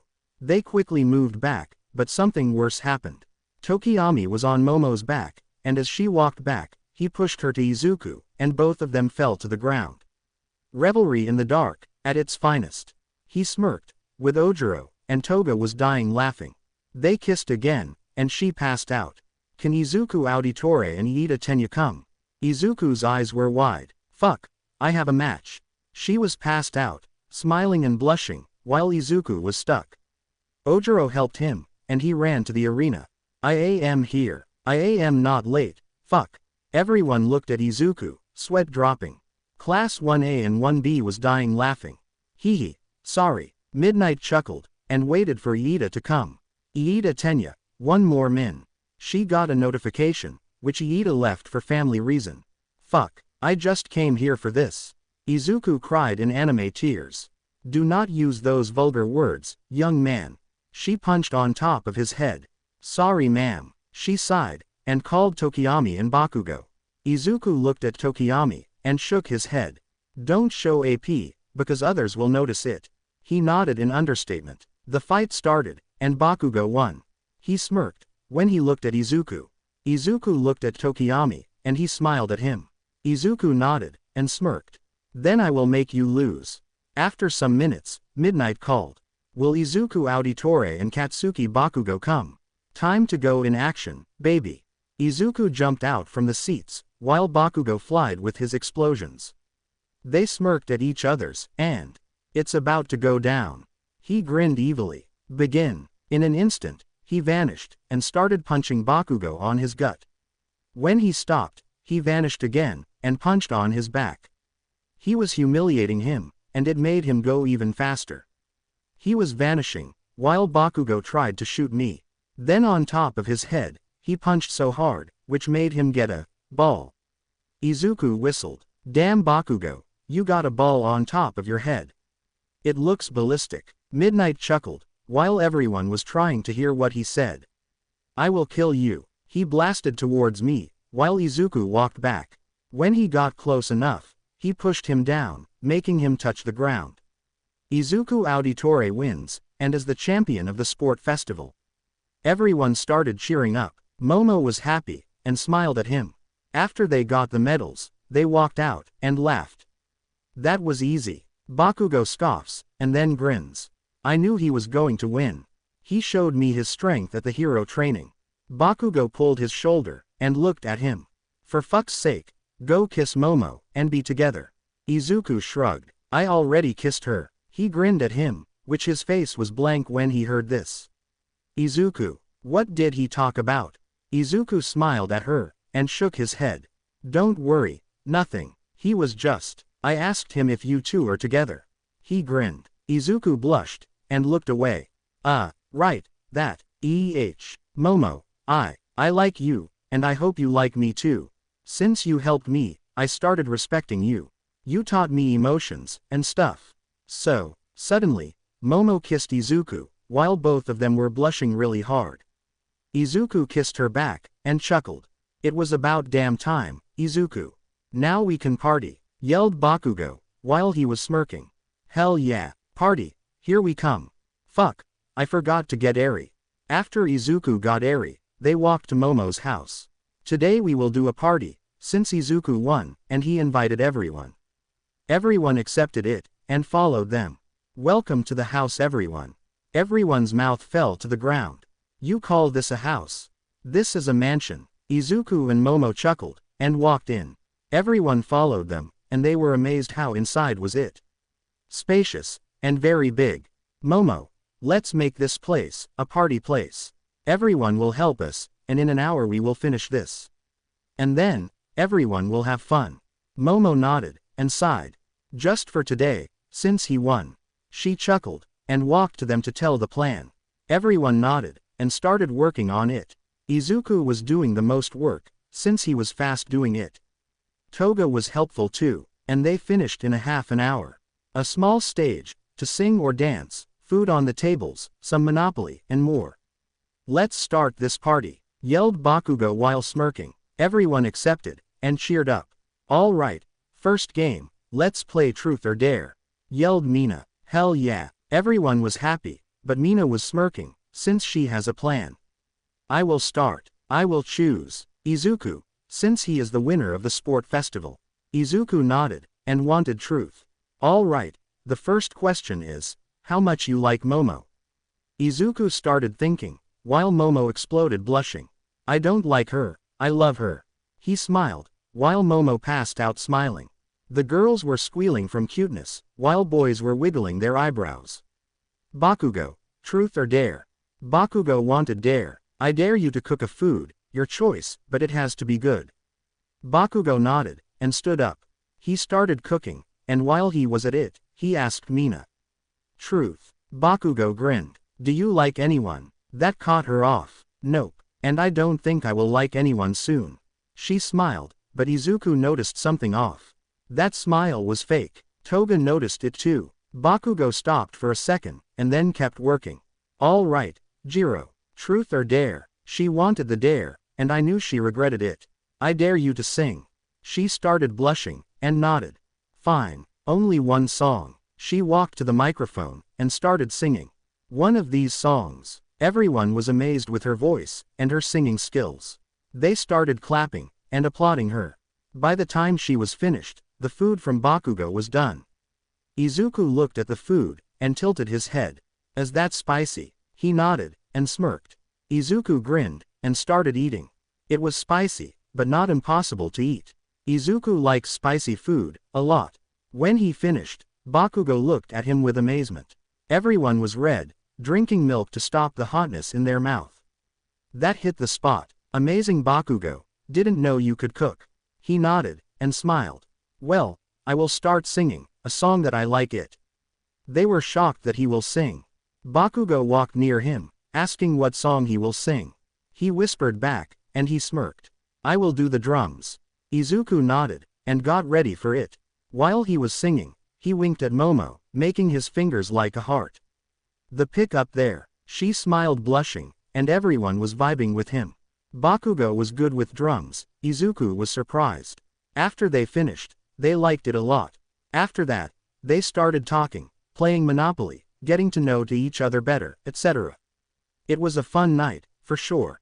When the night came, everyone was helping to clean the house. Izuku walked to Mina, while Mina was thinking something, and was spaced out. Mina, she was spaced out again, and he patted her. She was shocked by suddenly touch, and got scared. She hid her head, and was saying sorry. Izuku hugged her, while patting her back. Shish, Mina, it's me, Izuku. She looked up, and wiped her tears. Sorry you had to see me like that. You noticed it, didn't you? Izuku nodded. When you are ready, tell me what's wrong. I will try to help you. All right, she nodded, and smiled. Thank you, Izuku. Maybe tomorrow. Izuku nodded. Can I bring Momo and Toga? Since they are girls, and they will understand better than me. He chuckled, and scratched on top of his head. She nodded. Thank you, again. Izuku smiled at her. No problem, Pinky. He giggled, while she pouted.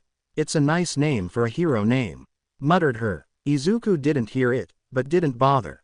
After they finished it, they exchanged their number, and made a group chat. Good night everyone. Sleep well. Izuku yelled at them, and they nodded. Everyone went home. When Izuku closed the door, he felt a hug behind him, and it was Momo. Sleepy. Sleep with me, Zuzu. He carried her, and walked to her room. She was already in an onesie for bed. Izuku changed into an onesie too, and it was a black one. He got in the bed, and suddenly he felt a hug. She was cuddling with him, and he cuddled with her back. Both of them were smiling, and fell asleep. The day came quickly, and it was time to go to the school. Momo was still sleeping, while Izuku took a photo of her. He giggled. She looks so cute. I will tease her when she wakes up. He shook her up, and she was slowly opening her eyes. Wake up, sunshine. Time to go to the school. She was mumbling something, but he didn't hear it. 5 more minutes. Stay here. She was saying this while cuddling with Izuku. He sighed, and started to tease her. If you don't wake up, I will send a photo of us sleeping in group chat. I wonder what would they say. He smirked when he saw her up, and blushed hard. Izuku showed to Momo the photo he took, and she pouted. HMPH, meanie. He chuckled, and kissed her. She kissed back, and smiled. Also, after school, we will talk with Mina, since she has something to share with us. And we need to wake up Toga. I will talk with Nezu. She nodded, and started to change. In front of him. You don't mind it, Momo. She looked back in confusion, and when she noticed it, she covered herself, and screamed. Izuku ran outside fast. Sorry. He sighed, and chuckled. Izuku called Nezu on the phone, and started talking. After some minutes of talking, he accepted, and now Toga is in class 1A. Izuku walked to wake Toga up. Toga, wake up, you will come to the UA. You were in my class. Toga was surprised, and happy. What about the blood? You will get to the RG, she will give a good amount of it. Toga smiled, and jumped around. Izuku chuckled. Be right back, let me change myself. She nodded, and started to change. Everyone was ready, and walked to the UA. When they arrived, the class was waiting for them, and when they saw Izuku, Momo, and Toga, they got happy, and walked in together.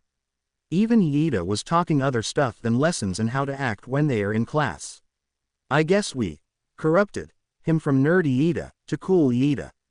Aizawa saw us, and smiled. They are acting like a team now. He walked in, with many papers on his hands. The class helped him, and he was glad of them. All right, what happened yesterday, kids? Since you are helping me, going inside the class as a team, and stuff like that. Aizawa was giving them a grin. Everyone was shocked of him. Aizawa-sensei is smiling. They cheered up, but that came fast to an end. Aizawa shut them up when he activated his quirk. He sighed, and started talking. First, congratulations Izuku on going on first place. Second, the sport festival wasn't only about who will go to the first place. It was about pro heroes to look at your skills. So you can internship with them if they request you. I am going to show the requests. He clicked a button, and showed them requests. What was more shocking, Izuku got only 1. Bakugo got 5,000, Todoroki got 4,900. Others got a good number too. What the hell, but Izuku won the first place. How can he get only 1? Aizawa sighed, because when they read his file, they noticed that he is quirkless. Who would want a quirkless, expect me? Well, that's even better, because I wanted to intern with Aizawa-sensei too. Both of them grinned, and Izuku started chuckling. Everyone started to choose, while Izuku was talking with Aizawa. Aizawa-sensei, what we will do? He started thinking, how about I teach you other weapons, like my scarf, to cut others? Something to immobilize them. Izuku nodded, and looked back. I can help choose, if you are stuck. Everyone raised their hands. First to Bakugo. Choose best genist, and do as he says. Ask him to teach how to fight from a long distance, since he is a good teacher. He nodded. Momo, choose edge shot, he will teach you to fight, and throw things like I do. She nodded, and gave a kiss on his cheek. He smiled, and started to help others. When they were finished, it was time to choose a hero name. Midnight will help you choose a hero name. Midnight walked in, with those clothes. Hello everyone, and congratulations Izuku. Izuku smiled and nodded. Midnight sometimes helps Izuku, and acts like a mother to him. As you heard Aizawa-sensei, today you will choose a hero name. For example, Aizawa's name is Eraserhead, because he has a quirk that nullify quirks. They nodded, and got a whiteboard, and a pen. Izuku wrote the hero name, Eagle. He raised his hand, and Midnight nodded. My hero name is going to be. He showed the board up. Eagle, since I can see very far, with the help of my eagle. Aizawa and Midnight were confused. I didn't know that. Aizawa talked. Izuku walked to the window, and opened it. The eagle flied in, and landed on Izuku's shoulder. An actual eagle. He smiled at them. He closed his eyes, and activated Eagle Vision. Now some stand up, and some stay sit. With my eyes close, I will tell who is up, and who is down. They were shocked, and they did as he said. Bakugo, Ojiro, Tokiyami, Mina, and Kirishima are up, others are down. They gasped, and it was correct. I can see you guys with my eagle's eyes. Is not a quirk, and you need first civilization's blood. If you do, you will train, and you can see with the help of your eagle. They were confused at this first, but then he explained, and nodded in understatement. The others started to show their hero names, and they were happy with it. Everything is in canon. I will only change some. Bakugo, Dynamite. Tokiyami, King of the Darkness, Tsukiyomi. After choosing it, it was time to talk with Mina. Momo, and Toga followed Izuku, and walked to Mina. She nodded, and she walked to a cafe. They sat down, and she started to tell her story. Mina started to tell her story.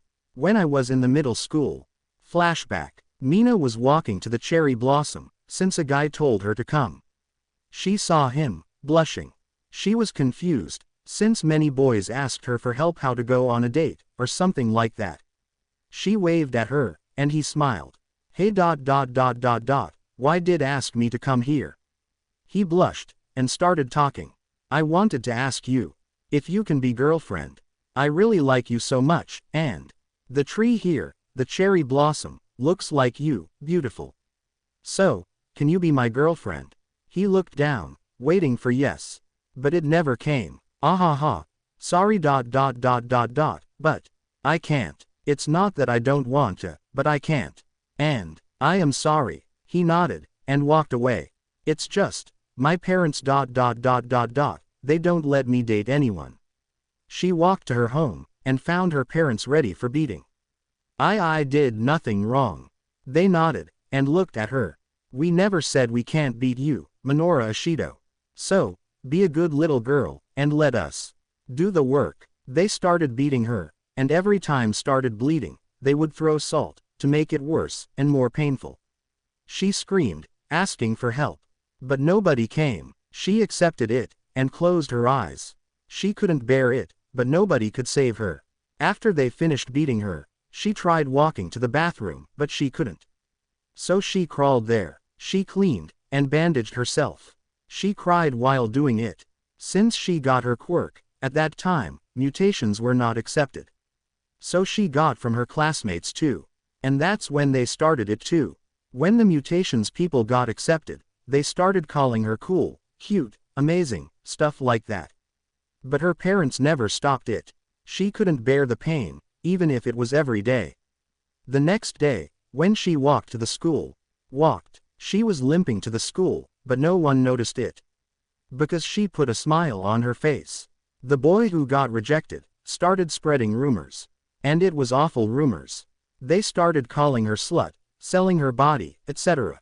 She was shocked hearing those. She kept a smile, even then. They were disgusted by her. Mina walked to the bathroom, and started crying. What did I do to deserve this? I never asked for this quirk. I never asked for any of this. So why? Some girls were hearing this, but didn't know it was her. Hey, are you okay? When they opened the door, she looked at them, and they were disgusted of her. I thought it was another girl, not this cheap slut. She was confused of why they called her a slut. But what did I do wrong? And why are you calling me slut? Well, because you are pretty, and get fucked by every boy, to get money, since you are poor. She closed the bathroom door, and started crying. Then she thought of suicide. When everyone left, she went to the rooftop. She started writing a suicide letter, and was ready. At least I won't get beaten up again. and they won't call me slut anymore. She went for it, but someone stopped her. It was a man, and a kid. The man was with some weird clothes, and it didn't show his face. Girl, what do you think you are doing? She started crying, but the man hugged her, and looked at the kid. He nodded, and walked to Mina. What's your name? She told her name, and both of them nodded. Mina, why are you trying to suicide? Is not good, and because I can stop the pain I have, I can lift the weight I have in my shoulder, so I can't hear them anymore calling me slut and names. The man showed himself, and it was Ezio. My name is Ezio, and trust me, I will save you. Come tomorrow here, in the morning, and tell me who did it, all right? She nodded, but then remembered something, and shivered. My parents abuse me too. The boy, who was Izuku, but she didn't knew, made his hand into fist, and was angered by it. Then tell us where you live. We will have a talk with them, and by today, they will stop it. Do you trust us? She nodded rapidly. They carried her, while she was amazed how fast, and how they jumped roof to roof. When they arrived, he nodded. Stay here, and when we call you in, come. Don't be disturbed of what we will do, but it's for your good. Don't worry, I won't kill them. He smiled at her, and she nodded slowly. They walked in, and after a half an hour, he called her. She walked in, and found her parents tied up, with blood everywhere. She wasn't disturbed, since she got that kind of pain too. She saw herself in them, in blood, crying and screaming. Now, will you do it again? You know, we can just kill you, and you are gone. He smiled, which gave them a shiver. They shook their head, and begged to untie. Now you beg. When she begged you two to stop, did you stop? Their eyes were wide, and he, with the kid, started beating them even worse. She walked to get the sour, and when she walked back, they were shocked. You threw me sour to make me hurt even more. So, the kid snatched from her, and started throwing so much, and they started screaming in agony. Come on, scream more. Show me how you scream. I love this, you know. Karma is a bitch, so, enjoy it. He chuckled darkly, while they kept screaming. He stopped, and walked outside. Then Ezio looked at them, and started to talk. You do that again, and we will come in an instant. Test us, and you are dead. They nodded while bearing the pain. They vanished, and Mina started to untie them. I am so sorry, I will never do it again. Forgive us. She nodded, and started bandaging them. The next day, she walked to the rooftop, and met both of them. The wind started getting harder, and I saw a glimpse of the kid. Dark green eyes, that shines when he looks at the sun. The students started coming, and she pointed them. When she was done, they vanished, and when they got inside, they started screaming. Mina didn't mind what he did to them. You listen to rumors, you make it worse, you deserve pain. As the kid said, karma is a bitch, she chuckled. It truly was. And when she walked in the class, everyone started saying sorry to Mina, and she just nodded. When she only nods, it doesn't mean that she forgave them. So everyone started talking to her, and everyone started being nice to her. It was a nighttime, and she was walking home. But some people showed up. And in the middle it was ... Now, I will make sure you die, you slut. You made a big mistake. He smirked, as his men started undressing her. But it only happened in a second. The one who were touching her, died. You made a big mistake. Now you deserve death. The kid sliced his throat, and he died in an instant. The wind started again, and it showed his dark green, again. What's your name? He shrugged, and looked at her. Go home, and be safe. We will meet again, for sure, Mina Ashido. He smirked, and vanished. Thank you. Flashback ends. Every girl was shocked, but Izuku smiled. Wow, this boy must be interesting. He chuckled and smirked. Mina saw that, and pointed at him. That was you. Izuku shrugged. Dark green eyes. Shrug. The clothes. Who do you think is it? Only me. He smirked, and saw Mina tearing up.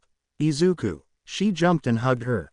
She started crying on his shoulder, while he patted her. Every girl had their face soft. I guess everyone here got saved by him, said Momo. Toga nodded, and started tearing up. Izuku is our savior, isn't he? said Toga. He looked up at them, and smiled. Mina was still in his arm, and kept crying. From that day, no one bullied me, everyone stopped it. I wanted to meet you again. And be friended with you. And, I wanted to know from you how you fought with them, so I can protect myself. There's so many things. I missed you. Izuku patted her head, and smiled. Here I am, and we can do that. He chuckled. Momo looked at him with amazement. A single person, and he made our lives better. Mina sat down back to her place, and wiped her tears. Thank you, for coming, and for listening to my story. Izuku nodded, but then his face got serious. Mina, you got scared when I touched you. Did you get flashbacks, or did someone start hurting you? She shook her head. Flashback, when Bakugo mentioned if I have a crush. He nodded, and saw her smile. It was genuine. All right then. Now, shall we go home? Tomorrow we will start interning. So get a lot of sleep, and good luck. You have my number, so if you have a problem, contact me, all right? They nodded. Toga would take care of Eri, and go to the UA to get blood. Eri trusted her. She trusted Momo too, but she will go intern. Good night Mina. Be safe. He smiled at her, and she nodded. Good night, and good luck training with Aizawa-sensei. She laughed, while Izuku gave a depressing aura. Everyone started laughing, and walked home. When they got home, they saw Eri sleeping on the couch. Izuku ate some light food, and carried Eri. I am getting her to our bed, is that all right? Momo nodded, and started eating too. Izuku walked to the room, and changed himself. He put her in the bed, and got in too. Eri hugged him, while Izuku patted her head. I used to hear a simple song. That was until you came along. Now in its place is something new. I hear it when I look at you. With simple songs, I wanted more. Perfection is so quick to bore. You are my beautiful, by far. Our flaws are who we really are. I used to hear a simple song. That was until you came along. You took my broken melody. And now, I hear a symphony. And now, I hear a symphony. She smiled of his voice. Momo was listening to him too. She cried while smiling. That was beautiful. Izuku nodded. I love this simple song. It may not have a lot of words, but its meaning, there's a lot of meaning. She nodded, and got in bed with Eri and Izuku. They looked at each other, and smiled. Good night Momo. She pouted. Find a nickname for me. He chuckled. Momo-chan. He winked, and she blushed. Good night Izuku. Izuku and Momo woke up early, since they have interns with pro heroes. They saw Eri sleeping peacefully, like an angel. Izuku winked at her, while Momo blushed a little. They started changing clothes, and walked out. Izuku walked Momo to the trains, and kissed her. Hope you have fun, and know much more. I will be waiting for you. She nods, and gives a kiss on his cheek. I love you Izuku. He smiled, and waved at her. I love you too Momo-chan. She blushed, and hurried inside the train. While Izuku vanished, and started running roof to roof. He saw Aizawa, so he jumped behind him, and pointed a knife on his neck. Be always on guard, eraser head. Aizawa sighed, and raised his hands. Fine, you win. Izuku chuckled, and put his knife in the pocket. Well, what should we do? Any new weapon to teach? He nodded, and walked to a place with weapons, minus guns. Choose one, and you will know it. Izuku nodded. He walked over the scythes. Don't choose scythes. Izuku shook his head. I am not choosing those. I just want ideas, for something. But I will choose double swords. After getting his swords, he started practicing with them. He knew to control, and make some moves with it. Aizawa paid for those, and Izuku put those on the side. Since you know to control those, wear your hero clothes, and let's start patrolling. As he jumped around, he dodged a knife, and kept smiling. Size, you are prepared for everything, aren't you? Aizawa talked to himself, and looked around. Yep, always. He looks up, and it was Izuku, with his hero costume. A black assassin clothes. Then, let's start patrolling, Eagle. Izuku nodded, and jumped to the roof. He waited for Aizawa to come, while he looked around. He activated Eagle Vision and looked from far. I found where are some thugs and villains. 6 thugs in the shop, address XXXXXX. I will go to the villains, address XXXXXX. Be safe kid, and report to me when you are safe. He nodded, and made a peace sign. Then he fell from the building, making Izawa shocked. When he looked down, he vanished. That problem child, right, we have work to do. He started running too, to the place Izuku told. While Izuku was running, he heard screams from far away. He ran even faster, and looked with his EV, the villains started going on rampage. He got angry, and when he arrived, he got behind them, and knocked them down. Don't worry, Eagle is here, yelled Izuku. They were confused at first, but Izuku kept knocking them down. Call an ambulance, make sure they are not bleeding much, and call the police to arrest them. They nodded, amazed at his speed. He vanished again, going to another place. He saw some villains trying to undress some girls, while they screamed. Stop! He fell from the building, and it looked like an eagle catching his prey. He knocked them down. Eagle is here, are you girls safe? They nodded, and smiled. Izuku vanished again, not stopping saving people. This kept for 2 hours, and talked with Izawa. He let him do his work, so he kept working until he didn't see anyone hurting them. He laid down to the roof. He sighed, and closed his eyes. He heard some steps, and looked with his EV, and it was Hero Killer, Stain. Hello, Stain. As Izuku said that, he opened his eyes, and stood up. Well, hello there kid. Fancy meeting you here. Izuku sighed. Stain, why did you try to kill Ingenium? He is not a fake hero. He was shocked, and smiled. How can you be so sure, Eagle? He works for money, and fame. He shook his head. He works to help other people. He recruited many heroes to help him save people. Maybe you need to get more info next time. He nodded, and walked closer. Then he threw a knife, which Izuku expected it. He caught it with 2 fingers. He looks at the knife, and it was a little rusty. Then Izuku threw his assassin knife near his cheek. He caught it, and looked at his. His eyes were wide, and he bowed to Izuku. Stand up, Stain. So, it means you know who the Brotherhood is. He nodded, and gave his knife back. Don't kill any more, I will do the job. You have done it enough. And, how about I give you an offer? What is it? Izuku walked to him, and started talking. How about, you join Ua's school, and teach them how to fight, and what kind of heroes should they be? He smiled at Stain, which he found it shocking. Then he started laughing. Do you think they will accept a hero killer, in UA?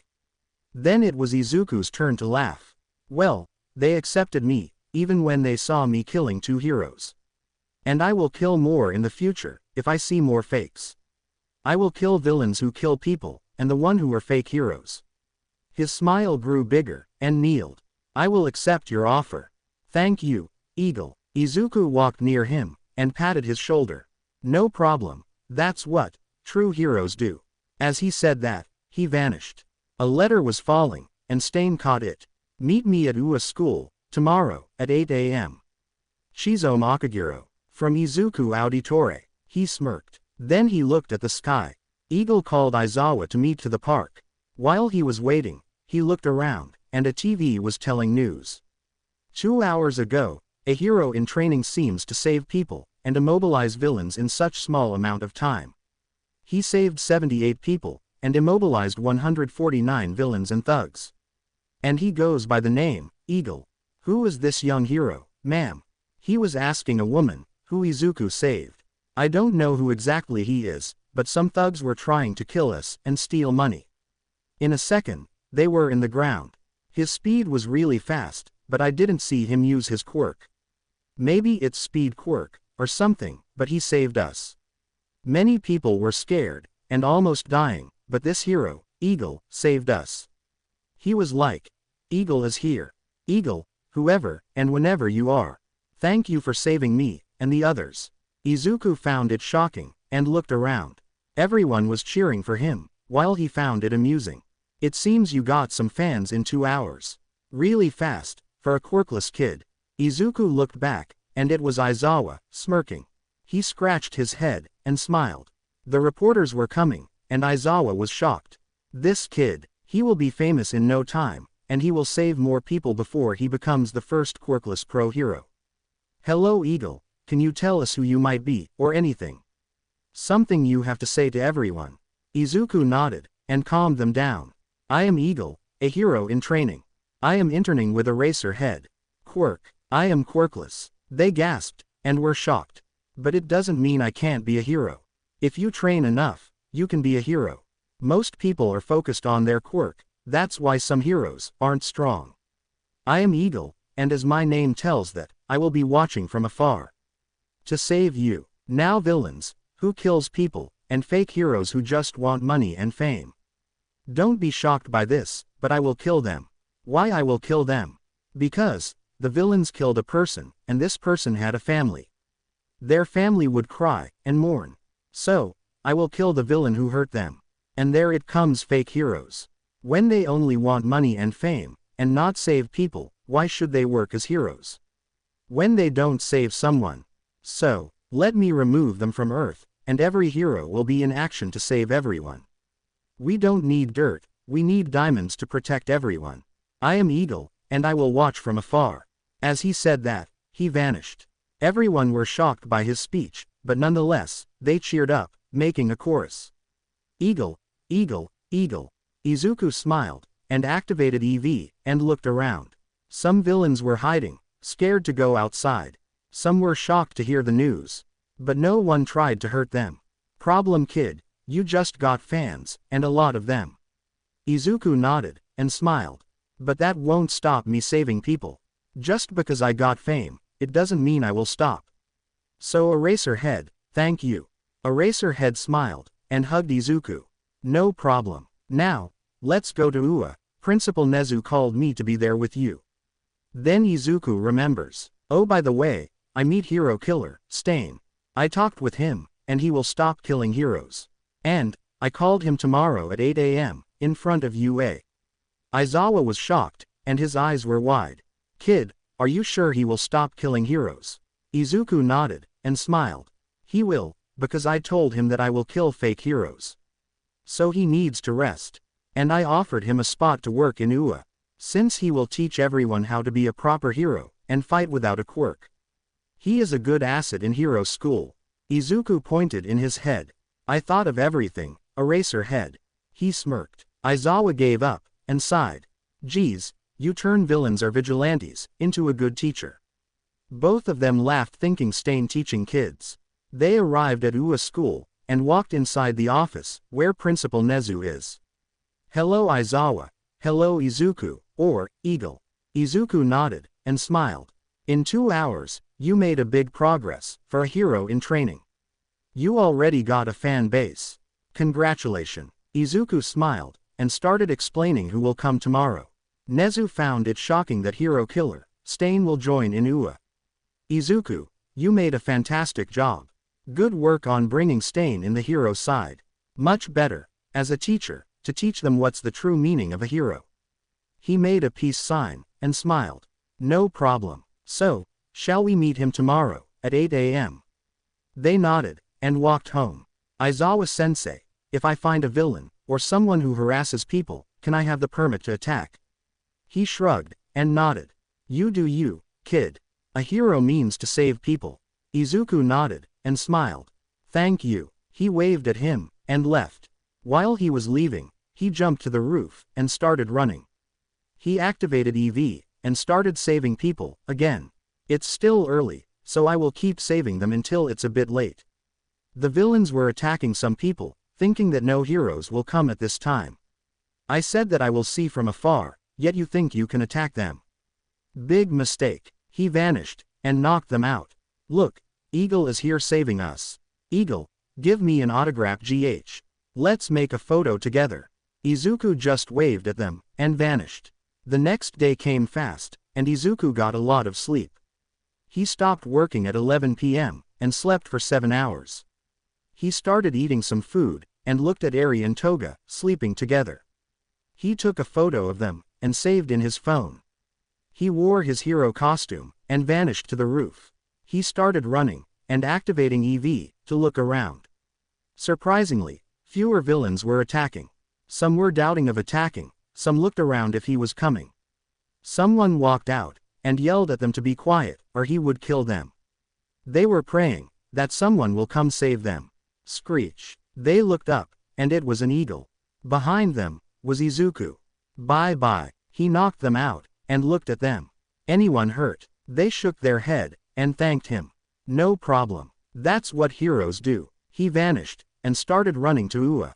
Aizawa was walking there, and Izuku got behind him. He pointed his sword to his neck, again. Never drop your guard, Aizawa-sensei. He sighed. I knew you would do that, that's why I wasn't on guard. Problem kid. He chuckled, and put his sword on his side. The time was 8 a.m., and Nezu walked out. In that time, Stain came. Welcome, Stain. Thank you for coming. He nodded, and looked at Izuku. Come Stain, you are hired as a teacher. He tilted his head in confusion. Teacher. Izuku nodded, and held his laughter. So you can teach them how to fight without a quirk, and teach them what's the true meaning of being a hero. Stain nodded in understatement, but was confused with Izuku. Eagle, why are you holding your laughter? Because you are teaching some kids, and they will be scared shitless. Ha ha ha. Stain twitched his eyes, and threw a knife near him.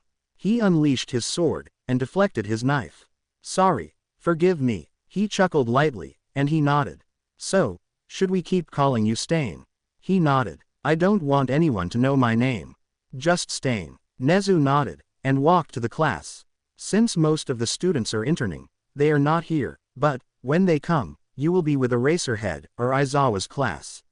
You need to know how class work, and you will teach them in your way. Stain just sighed, and nodded. At least I don't have to kill anymore. Izuku smiled, while everyone was shocked. After touring, shall we go to Ingenium? You need to apologize to him. Stain scratched his head, and nodded. Yeah, I didn't get much info, and I feel bad for almost killing him. Izuku nodded. Well, let us tour around Ua, so you know where to go. He smiled at him, which he got some flashbacks. Mom, I want to be a hero. Watch me when I will become a strong one. It was a small kid, and it was Stain. Yeah, show me the way. Stain smiled weakly. They walked around Ua, and showed most of the class.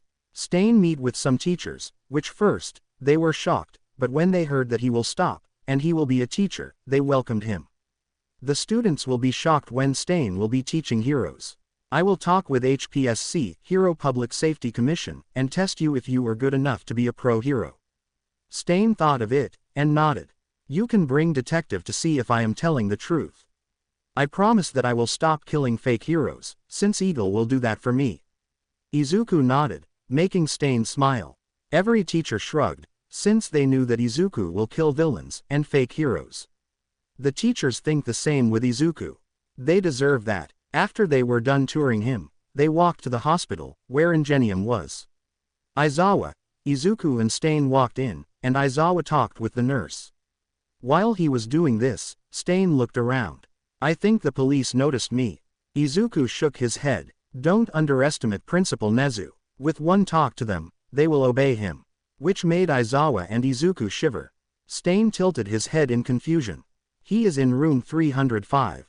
They walked there, and Aizawa knocked on the door. The door was open, and it was his mom. Hello there, are you here to watch my son? They nodded, and walked in. Ingenium, or Tensai, saw Stain, and shivered. Tensai, don't be scared.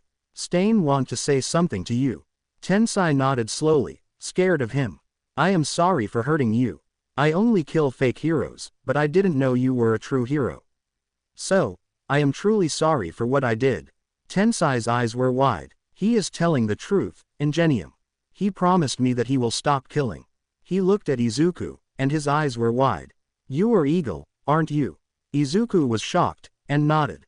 I am quite shocked knowing me, Ingenium. Tensai waved his hand. Don't be, you are quite popular now. And don't call me that anymore, I can't be a hero anymore. As you can see, I am paralyzed. Izuku nodded. Can you all go outside please? I have to do something with him, and it's private. Aizawa nodded, and everyone walked outside. He stretched his fingers, and poked his legs. Tell me where you feel. You know. He nodded, and pointed the closest where he can feel. All right, close your eyes, don't open until I tell you so. It might sting a little, but bear with it. Understand? He nodded, and closed his eyes. He started to AP on his legs, really fast. He wanted to activate his muscles, and slowly, it was working. After 10 minutes, he stopped. Izuku was sweating, and he wiped his sweat. "All right, come in everyone." Everyone walked in, and saw Tensai with eyes closed. "Oh, right, open your eyes, Tensai."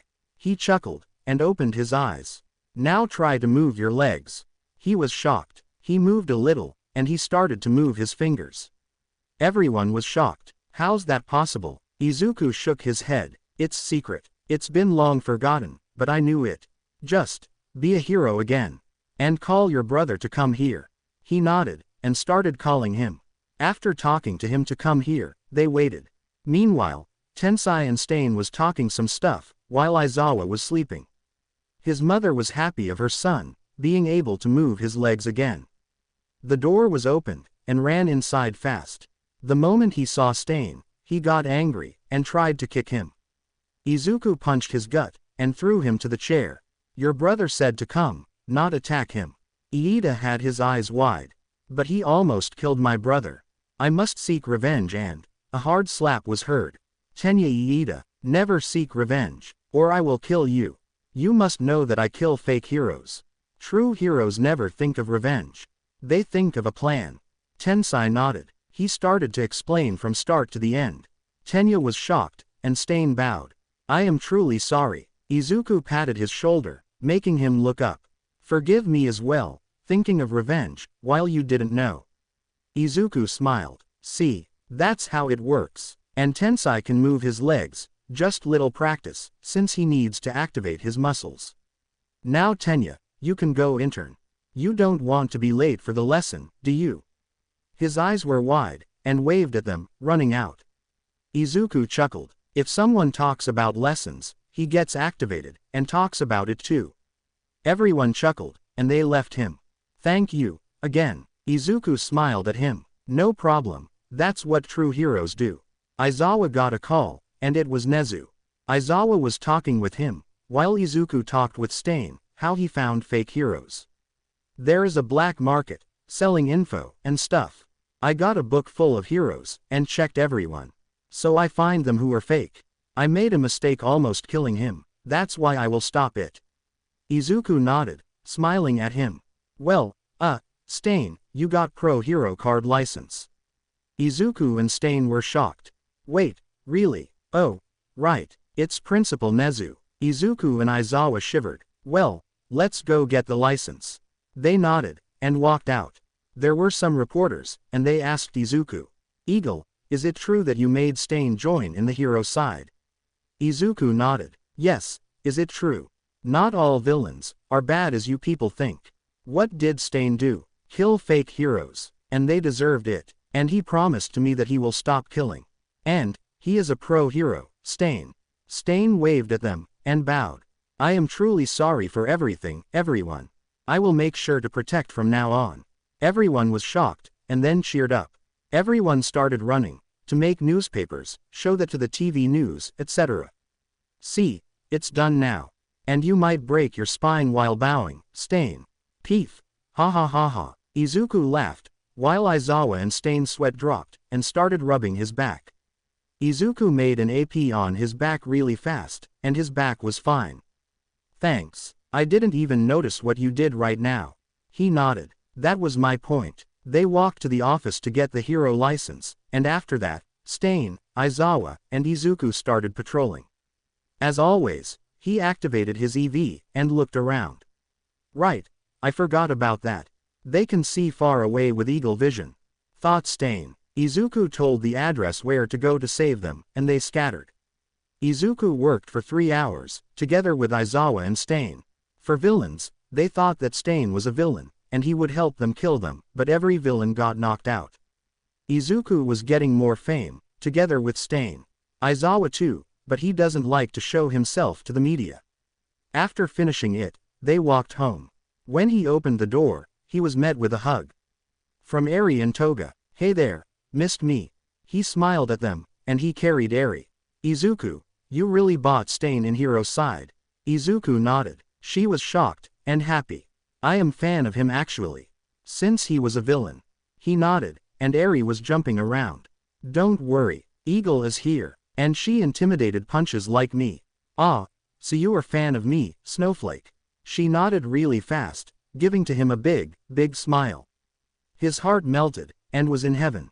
Eri jumped on his chest. Papa, wake up, wake up. Izuku was up, but acted like this. Then he started tickling her, which he made her laugh. Toga found it cute, and made a photo. We should have a family photo. Auntie, I want food. Toga nodded, and walked to the kitchen, and started cooking.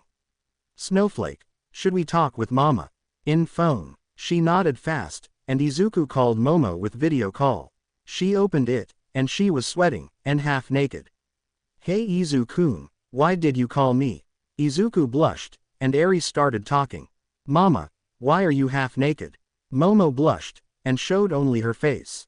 Izuku laughed. Mama, when I grow up, I want to be like Papa. Momo smiled at her, and nodded. Of course you will be like Papa, Eagle is my fan too. As she said that, she winked at Izuku, making him smirk. She wore something to cover her, and she heard a knock. Yaoyorozu, can I come in? I want to talk with Eagle. It was Edgeshot, and he was shocked. Come in, sensei. He walked in, and when he saw Izuku with Eri, he smiled. So that's your family, Yaoyorozu. She nodded, blushing. Hey, so she calls us a family. Nice to meet you, Eagle. I am fan of you, even if you aren't a pro hero. He chuckled, while Izuku choked up. Top 5 hero, and as a fan of me. Impossible. Izuku laughed, and smiled. Thank you Edgeshot, I am really grateful. No problem, and when you have time, come in my hero place. Izuku nodded. Of course, I will. After Eri ate food, she walked to Izuku, and hugged him. Then she fell asleep on his shoulder. Maybe you should go put her to sleep, Izu-kun. He nodded, waving at them. He shut down the phone, and walked to the bed. He put her to the bed, and he started singing. And he fell asleep too. Tomorrow is the last day of intern. The morning came fast, and it was time to go home. The intern is over, so Izuku and the others would meet in the school today. But other than that, Izuku's fan base got big, and wished that if heroes were like that. As Izuku woke up, he saw Eri sleeping, holding on his shirt. He found it cute, and gently, he removed her hand, and stood up. He changed himself, and walked out. As he arrived at the school, he saw Momo, Kirishima, Tokiyami and Ojiro. Morning guys. They looked back, and smiled. Izu-kun. She ran towards him, and hugged tight. Izuku hugged her back, and kissed her forehead. Missed me that much Momo-chan? He winked, and she nodded really fast. The boys were chuckling, and started waiting for them. Yo, Izubro, you got really famous in such short time.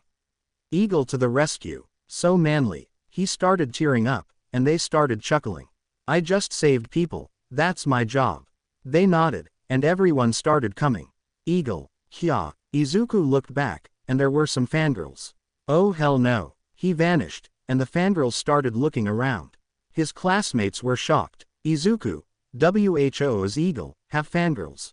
Sadly yes. I am starting to regret getting popular. He got a depressing aura, while they chuckled, and patted his shoulder. Shall we go to the class? Said Izuku, while he was grinning darkly. Yeah, and why are you grinning like that? Izuku shrugged, and walked inside.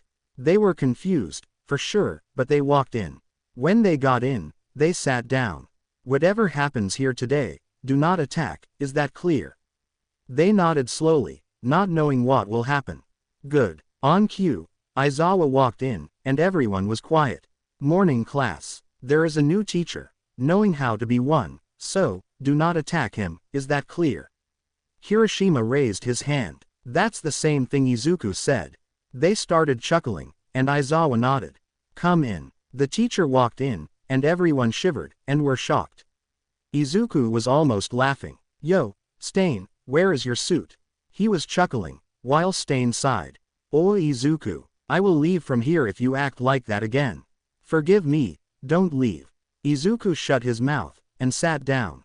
Stain nodded, and started talking. As you all know, I am Stain, a pro hero, and a teacher here. I will teach how to fight without quirk, and I will teach the true meaning of being a hero. Mineta shot his hand up. What are you doing here, villain? When Izuku heard this, he threw a knife near his head. He just said he is a pro hero, you midget. Don't call him a villain anymore. He just killed fake heroes. Mineta nodded fast, and was sweating bullets. You might find it hard to learn with me, but worry not, I will try to teach you heroes in the future as much as I can.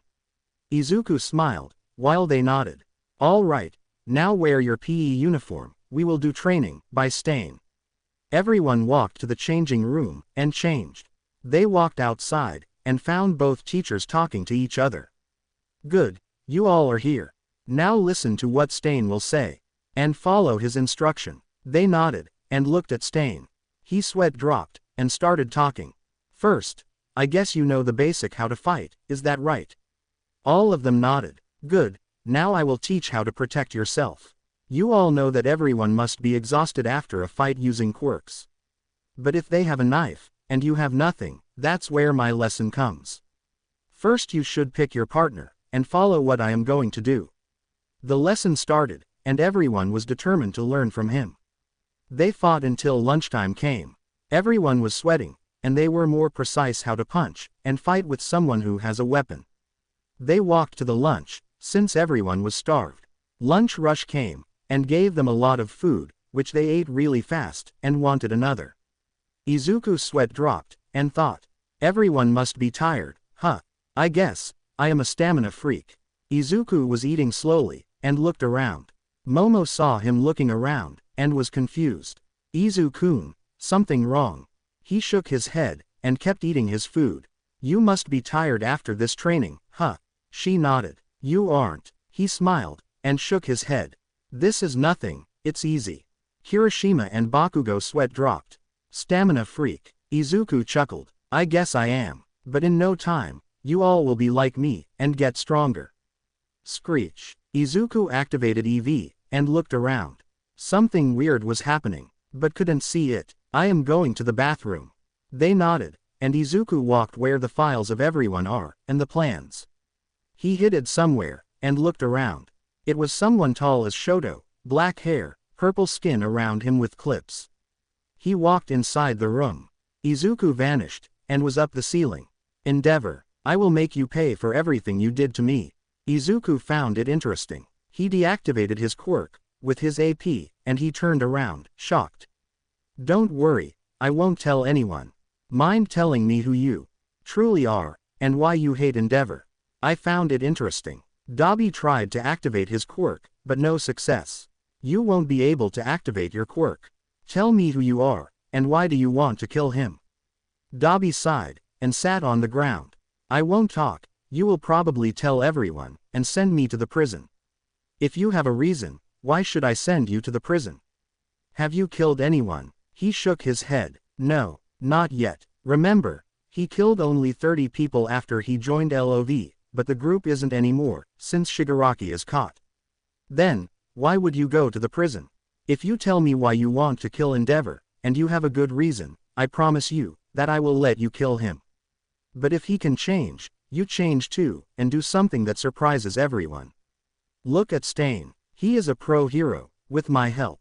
I've killed fake heroes, and villains who killed people. I am not eagle for nothing, I look from afar. Dabi's eyes were wide, and looked down. Also, how did you get in? The alarm would activate it. Dabi looked at him, and thought, can I trust him? Then he nodded. There is a good hacker, and deactivated the security for 5 seconds. I just passed, and I am good. Izuku smiled. Thank you for telling me. Now, tell me why do you want to kill Endeavor? Dabi sighed, and looked up. Can you guess what my quirk is? He shook his head, and he AP to his body, letting him use a small portion of his quirk. Use it. He nodded. A blue fire was shown. Blue fire. That's so cool. Dabi scratched his head, and nodded slowly. This quirk made me like this. Burnt over my body, since I can't control it sometimes.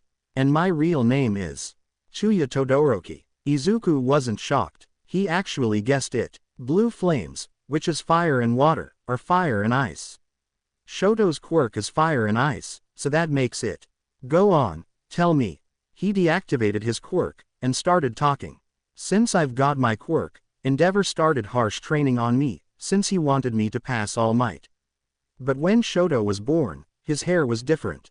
White and red, half, so they guessed that he got fire and ice quirk. Since my sister and brother have white hairs, they have ice quirks, while I had red hair, making me the user of fire quirk. As the time passed, my hair was turning into white hair, and I was training outside. When I had the grasp of my quirk, I ran to tell Endeavor that I could control my quirk, and that I will be the number one. But he called me crazy, and started to abuse me. I activated my quirk in accident, which I got those burns over my body, and I left the house, making them think that I am dead. Izuku from outside was calm, but from inside, he was really mad. Thank you for trusting me. As I promised, I will not turn you in the prison, and how about? Wait, how old are you?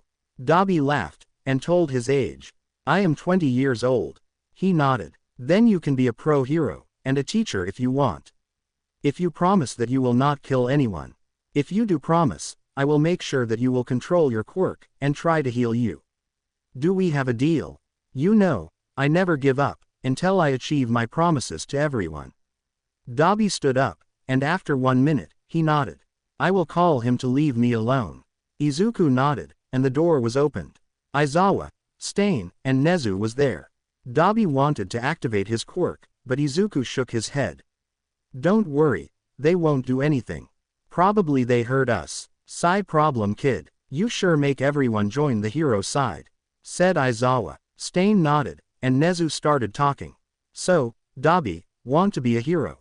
He looked at Izuku, and he sighed. Dabi, I will make sure that he will change. Like how I changed you. I promised you that I will heal you, and make you control your quirk better. He nodded. I want to be a hero. Then let me talk to some people, while you two, go to Endeavor. Izuku, make sure that he regrets it. Grinned Nezu. Izuku smirked, and nodded. Oh, he will be crying, don't worry. He smiled, which Dabi found it amusing. He might smile, but behind that smile, it's a dark version of him, that makes him kill. Dabi sighed, and followed Izuku. They walked to the hero agency, where Endeavor works. They walked in, and someone asked them. Go tell Endeavor that Eagle is asking to talk with him in private, with someone. He will know it. His eyes were wide, and ran to tell him. Oh my god, it's Eagle. He doesn't look scary. Endeavor is better than him. Dabi chuckled. You sure got popular, kid. He looked at Izuku, and looked his depressing aura. I regret being famous. Dabi laughed more. Izuku looked at him laughing, which made him smile. You are laughing, genuinely, that's good. Dabi stopped laughing, and smiled. You sure have an influence over people. Izuku nodded, and the sidekick came. Follow me, Endeavor is waiting for you, Eagle. They followed him, until they reached his office. When they reached, both of them walked in, and Endeavor stood up. Welcome Eagle, shocking seeing you here. He nodded. Sit down Endeavor, we have an important talk. Make sure that no one is overhearing us. He nodded, and activated his security to his room. Well, that makes it better. Endeavor looked at Dabi, while Dabi was angry with him. Endeavor, do not attack us, until you heard us until the end. Promise me that. He got serious, and nodded. I promise, kid. Now tell me why did you come here, and what do you want to tell me? Endeavor, do you think Chuya is alive, or dead? He was shocked, and his face was full of regrets. Dabi scoffed, while Izuku looked at him. I think he is alive, somewhere, far from me, because he hates me. Dabi didn't look at him, while Izuku nodded. Do you regret doing what you did to your children's and your wife?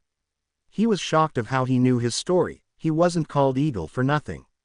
He nodded again. I regret it. I really do. I was blind. I only wanted my kids to be the #1 hero, to pass All Might. I trained them harshly, making them distant from me. I really regret doing this, and if I had a chance, I would go back in time, and started caring about my family. He deactivated his quirk, and cried for a bit. Sorry you had to see this. Dabi was shocked to hear this. Izuku looked at him, and Dabi nodded. If you would meet Chuya right now, would you bring your family back? He nodded, really fast. Sigh hey, Dad, Geez, I hate calling you dad, said Dabi. Endeavor was beyond shocked, and started crying.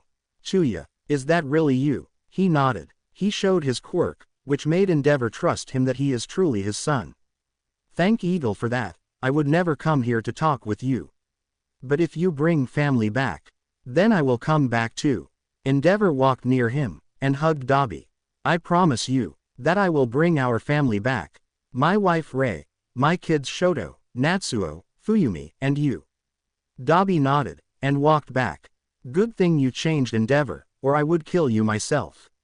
But thank you for being nice. Have a good day in work, Endeavor, said Izuku. He nodded, and deactivated his security. After they walked out, they sighed. I told you. Now, about healing, don't worry, we will work on that tomorrow. Go to your home, and talk with Endeavor. Then come at UA in 8 a.m. I will be waiting there. Don't be late, Dabi. He smiled, and waved at him. Dabi nodded, and when he blinked, he was gone. He would kill me easy. He can just vanish like that, and knock me out, or maybe kill me. In the morning, we see Izuku training near UA, since he was waiting for Dabi to come. Dabi walked to the school, and he sees Izuku training. Yo, said Dabi, waving at him. Izuku made a gesture to come inside UA, which he walked in. They walked to the RG, and she was doing some paperwork. Hello RG, can you try to heal him while I do something to his body? To see if it's effective with your healing. RG was confused, but she nodded. Sure, sit down Dabi. He sat down on the bed, and she kissed him. While a green aura was shown, Izuku started AP on his body. The healing would focus only on the burnt marks, so it would finish faster. His skin was getting better, and the clips were being removed. Dabi was getting a little tired, but nonetheless, it healed his body. Then Izuku made his body to control his quirk better, so he wouldn't burn himself anymore. He fell asleep, and RG, with Izuku, were shocked of how cute he was without burns. Izuku chuckled, and let him sleep. He walked to the class, and no one was inside, so he sat down, and closed his eyes. After some minutes, he heard noises, but kept sleeping, to see what they would do. Everyone was walking inside the class, and they were quiet. I guess they remember what I did to Iida when he woke me up. But then he felt a kiss. Izuku blushed, and opened his eyes. Everyone started chuckling, while Momo smirked. Momo-chan, thank you for kissing me, but you have done it now. He grinned darkly, and tickled her. She started laughing, begging for Izuku to stop. I am sorry ha ha ha Izu-kun. Then he stopped. Now he was the one smirking. He helped her stand up, and hugged her. Let's go sit down. She nodded, and all of them sat down. Aizawa walked in, and started the lesson. After lesson, he told us some news. All right, listen up. We will go in camping trip, after the exams are done. Be sure to pass, or you won't come. They nodded, and after he walked outside, Kaminari and Mina were screaming. I don't know anything. Mina nodded, and they were sad. Then I can help you teach, if you want to. Momo was first, Todoroki was second, and Bakugo third. Izuku was in fourth place, since he was bored, and didn't want to get first. Mina and Kaminari nodded fast, and almost everyone asked for help. Izuku sighed. You are so loud, quiet down, please. Who wants to learn? Come to the address Momo will give to you. I will help you guys, together with Momo. They nodded, and Momo gave them the address, and made a plan when to meet up. The next day came quickly, and started teaching them. After the lesson, they started training with Izuku, giving them a harsh training. They kept training, until they were tired. Time skip after the paper exam. Now follow me outside, you will do the last exam. Be sure to give them plus ultra, said Aizawa. Everyone wore their hero costume, and walked out. Every teacher was there, even Stain. They were confused at first, but then understood that they will be fighting them. Everything is like canon, but Bakugo goes on a team, since Izuku will be fighting alone, and everyone won. I will only show Izuku's fight. Izuku Auditore versus all the teachers. Man, that's crazy. He even is quirkless, but fighting all of them, said Kirishima. Well, it's because he even trained us, and everyone won. Even Kaminari and Mina, vs Nezu. Everyone has improved their quirk, since he did that thing to our body. They nodded, and looked at the screen. Let's see Izuku full power. Momo shivered, he never showed his full power. Outside, we see Izuku getting ready, while the teachers were in circle, ready to attack him. Begin. Everyone scattered, and ectoplasm started making clones, while Snipe shot at him. When the bullet came close, he vanished. Ack! They heard a yell, and Izuku cuffed Snipe. Ectoplasm looked up, and saw an eagle. Behind him was Izuku. He cuffed him too, without knowing that he was behind him. Power Loader was trying to find him, and when he got outside, Izuku knocked him out fast. Inside, we see the students shocked. The exam just started, and he already caught 3 of them. Even the camera wasn't fast enough to caught Izuku. What speed, said Iida. Everyone agreed with him, and RG was amazed with his speed. Izuku looked around, and saw everyone with EV, and pinpointed them. Nezu was trying to climb up there, but Izuku came fast enough, and waved at him. I give up. He raised his hands, and Izuku left. Smentos is a little harder to knock him out, since he was made out of cement. But at the moment his hands were not focused, he cuffed his hands, making him lose. A scarf was almost near Izuku, but he predicted, and jumped behind Aizawa. Aizawa looked back, and saw him serious. He cuffed him too, and both of the teachers sighed. 13, Present Mike, and Midnight, were in team, and thinking of a plan. Bad move, think before you go to the battlefield. He knocked Midnight and Present Mike, and cuffed 13. Then he cuffed both of them, and before leaving, 13 saw his face, and was shocked. He really is taking this exam serious, thought 13. Then it was the last hero. All Might, I am here, come fight me. All Might came flying from the sky, and landed on the ground. He looked at me, and found his face shocking. He is serious, then I have to be serious too. At the moment he saw his eyes, everything was dark. It was a forest, and some animals, growling, and getting closer to All Might. Screech. An eagle was flying, and someone was up in the sky. Then he flew down, looking like an eagle, and his eyes were red. All Might tried to punch him, but was paralyzed. Izuku landed on the ground, and looked at All Might. Then he transformed into a big boa, getting around All Might's neck. Then he cuffed him, and everything went to normal. Izuku Auditore passed the exam. All Might was shivering, scared of what just happened. Inside, everyone was scared of him. How he paralyzed All Might, without destruction around, and made him fear. JG's. Remind me not to make Izuku mad. That was terrifying, said Kaminari. Dabi was looking at the screen too, and shivered. He made All Might paralyze, and make him feel fear. He scratched his head, and shivered. Damn eagle, that's why you have this hero name. Everyone looked back, and saw Dabi. Oh, Dabi, are you feeling better? Said RG. He nodded, and he looked at Shoto. He won't tell him yet, later. Congrats on passing everyone, and remember to not make Eagle angry. Everyone shivered, and nodded. Dabi walked out, and Izuku uncuffed everyone. Why young Izuku? What was that before? The forest, the animals, the snake. He smiled, and shrugged. It's something that only true assassins can do that. He nodded, and left. Izuku and Momo walked home together, and Momo was hugging his arm, keeping him close. Izuku chuckled, and patted her. That was scary, Izu-kun. He nodded, smiling. What do you expect from the true assassin, Momo-chan? She nodded, and when they arrived at home, both Eri and Toga hugged Izuku and Momo. Mama, Papa, you home. Toga smiled, and let them walk in. When they walked in, Momo's parents were there, waiting for their daughter, while Ezio hugged Izuku. Hey Dad, welcome back, said Izuku, smiling at him. Ezio smiled back, and patted him. It seems that you can show your emotions better. That's good, Izuku. He smiled, and nodded. Also, Mom, Dad, me and Izu-kun are together. We adopted Eri, and let Toga, Izuku's cousin, live with us. Do you accept this, Mom, Dad? They looked at each other, shocked, while Ezio wiggled his eyebrows.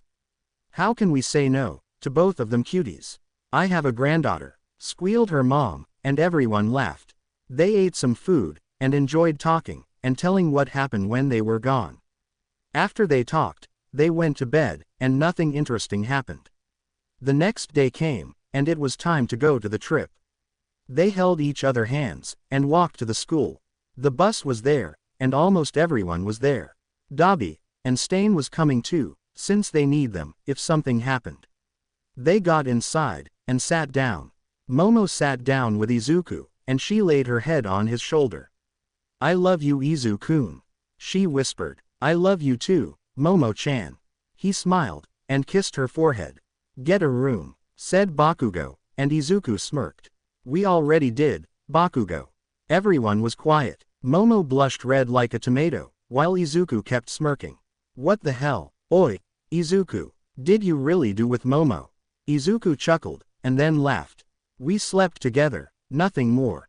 Maybe later." Momo fainted, and everyone gasped. "Come on, it's not that hard." They grew a tick mark, and was ready to attack him. "If you have the guts, then it's not hard. If not, then you are weak." Momo was laying on his lap, sleeping. Izuku looked outside, while the others were talking. After some minutes, the bus stopped.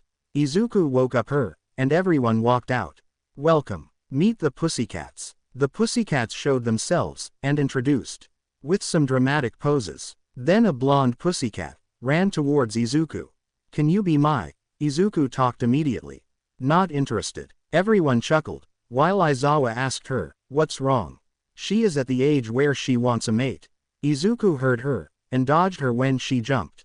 Momo was jealous, but smiled, since she couldn't get him. "All right, now there is the camp, and you need to be there by 12:30 p.m. So, everyone jumped, since they are better at their quirk, and started running towards the camp.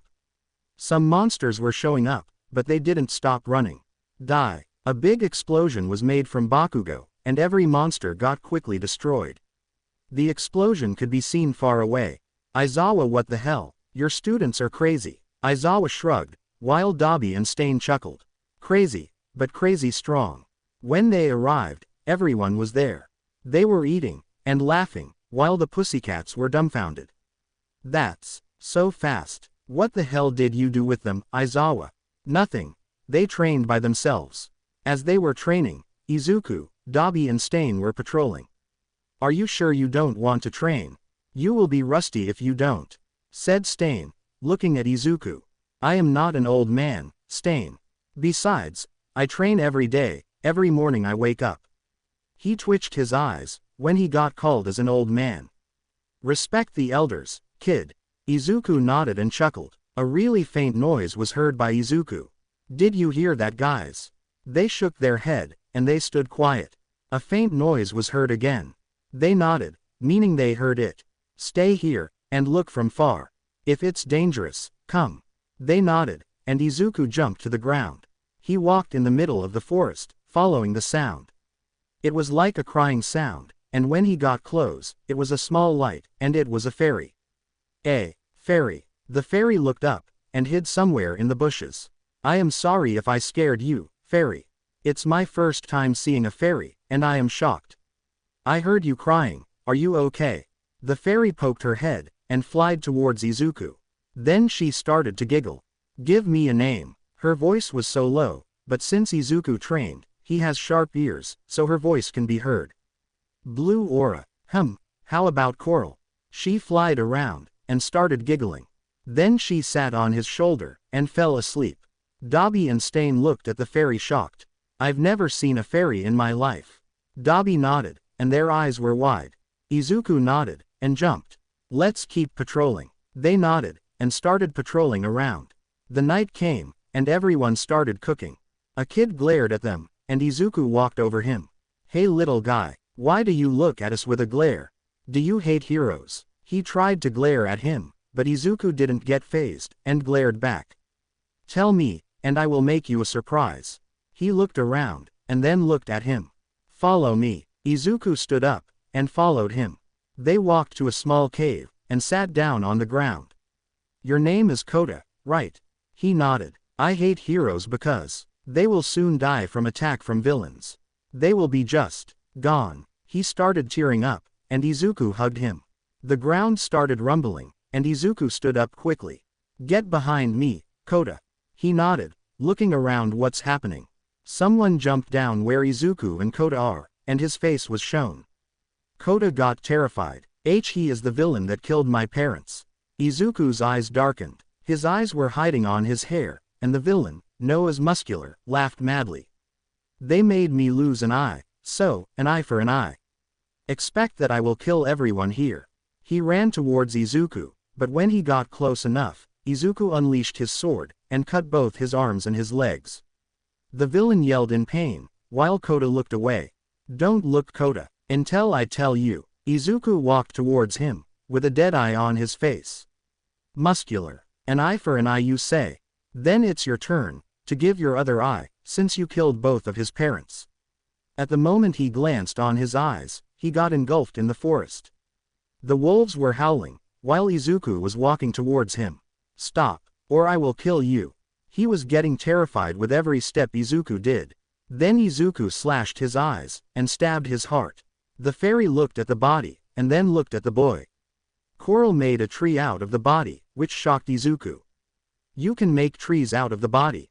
She nodded, and said, we don't want a pile of bodies here, so it's better if there are trees.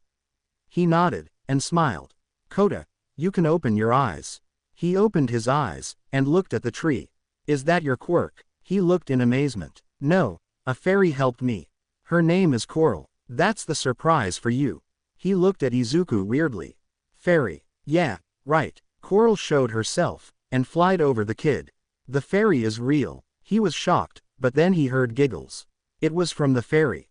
Coral flied around, playing with him.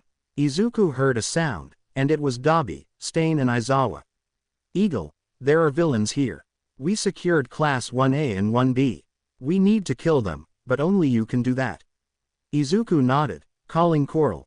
Ready to fill the forest, Coral. She responded with a giggly sound, and started killing. While Izuku was killing, Coral made trees out of the bodies. No trace left, as if the villains didn't exist. The screams were heard, begging to him to stop, but he never did. Please anyone save us. They kept yelling, and yelling. But nobody came. After some minutes of killing, none of the villains were alive. And they thought that they would kill us. But in the end, they begged me to not kill them. The irony. He chuckled, and saw everyone outside. We are safe, don't worry. Everyone is good. Everyone nodded. Before he finished it, he turned around, and looked up. A man with a black suit, and Nomu around. Eagle, since you've shown yourself, you made my plan stop working. You put my subordinates in the prisons, and you need to pay. Everyone, leave. They were shocked, but before they left, an air cannon engulfed everyone. The air pushed everyone, and some of them were staying up. Are you perhaps, all for one? As Izuku was talking, Dabi, Stain, Vlad and Aizawa were walking behind AFO. It seems that you know me. It's an honor to meet you. Izuku cut him off. How fast are you? He flinched. Why you ask? Behind AFO, was Izuku. Who knows? He stabbed him on his back, but was regenerated quickly. Curse you, I will kill you, Eagle. Izuku threw the knife, and unleashed his swords. Same to you, buddy AFO. Izuku vanished, and AFO thought he would be behind him, but was shocked when he saw him up on his head. He tried to move, but he got paralyzed. Good thing you threw the knife, Eagle, said Stain, finished licking his blood. He cut his arm, and started regenerating, but slowly. Hey Aizawa, can you hold him with your scarf? He nodded, and Izuku started AP on him. Dabi, can you make a circle with your blue flames? He did it quickly, and Izuku with AFO were inside. Now die. Before stabbing him, he died. Quote. Everyone's eyes were wide. What happened? Said Kirishima. Coral started talking. AFO was older than 200 years, so since you stopped his quirk function with your... You know, he died. Without his quirk, he is useless. As she said that, she turned him into a tree, but the tree was so big, it stood out of everything. Right. Let's enjoy the night. Izuku looked around, and didn't find Bakugo and Momo. Guys, where is Momo and Bakugo? They looked around, and we're shocked that they aren't with them. Quote.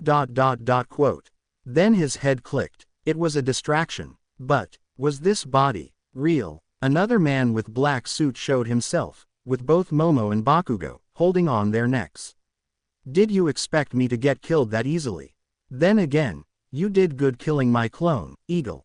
Izuku made one step, and AFO choked Momo, making her dizzy. Stop choking ponytails, you potato head. Izuku looked at them, and a tear fell from his eyes. AFO started laughing. What did you say, Eagle? I said stop. He laughed even more. You know, your dad didn't love you. He is working for me, and you know him well. Show yourself, Ezio. Izuku's eyes were wide. Everyone was shocked. AFO gave Ezio a quirk, to be able to fly. Hey Izuku, didn't expect that, did you? He was getting closer to AFO, while laughing. AFO, can you let me kill them? He will feel more pain, knowing that his father killed his dear friends. AFO nodded, and gave them to Ezio. As he got them, Ezio looked at Izuku. Then he stabbed them. No, AFO laughed, but then found himself getting weaker. He tried to fly, but not successful. What did you do to me? Ezio laughed, and got down. He stepped on their head, and they were a clone. AFO was shocked. Izuku was behind him. Say goodbye, AFO. He cut his head off, and the fairy made another tree out of his body. It worked perfectly, said Ezio. Everyone was shocked, and Izuku walked towards him. You were so tricky, Dad. Then they heard a giggle. Yes, your dad is a tricky one. It was Momo, with Bakugo and someone with a mask with two colors. Gray and black. Momo. Bakugo. Everyone hugged them, and Ezio walked over to the new guy. Thanks for making clones of them, Twice. Twice nodded, and was happy. No problem, I never liked AFO guy. Nope. Izuku was confused. Dad, who is he? He started explaining who he is, and what quirk he uses. Oh, you are so cool, Twice. He nodded. I am so cool. Am I so cool? Everyone who heard him laughed, and Izuku hugged Twice. If it wasn't for you, my friends would be dead. So thank you. Twice looked at him shocked, and hugged back. No problem. I only wanted to help your father, since he made me control my quirk. This is nothing, compared to what he did for me. With All for One gone, the villains stopped attacking. Not because AFO wasn't any more alive, but because Eagle defeated him. They are scared, not trying their luck to go out and kill someone. The news has spread around really fast. The Hero Association gave a hero license to Izuku, and when he will be 18, he will get Pro Hero license. Izuku's fan base was growing really fast. But was Izuku happy? He was happy, until someone destroyed his emotions. It was a normal day, and Izuku was walking around with his classmates. He wore a hoodie, with a mask and sunglasses. To not notice him, from others. Damn, you really have to hide, said Kirishima. Tokiyami nodded, while Ojiro was looking around. Sadly, Izuku chuckled, and walked with them. Izuku kept walking, since he didn't want to bring suspicious. Who the hell is calling me? A woman with green long hair, was walking towards Class 1A. Hello kids, do you know where Izuku is? He is my son, and I need him to talk for something. Izuku stopped. Single quote. Sorry miss, we don't know where he is. Maybe he is training around, he is secretive around us.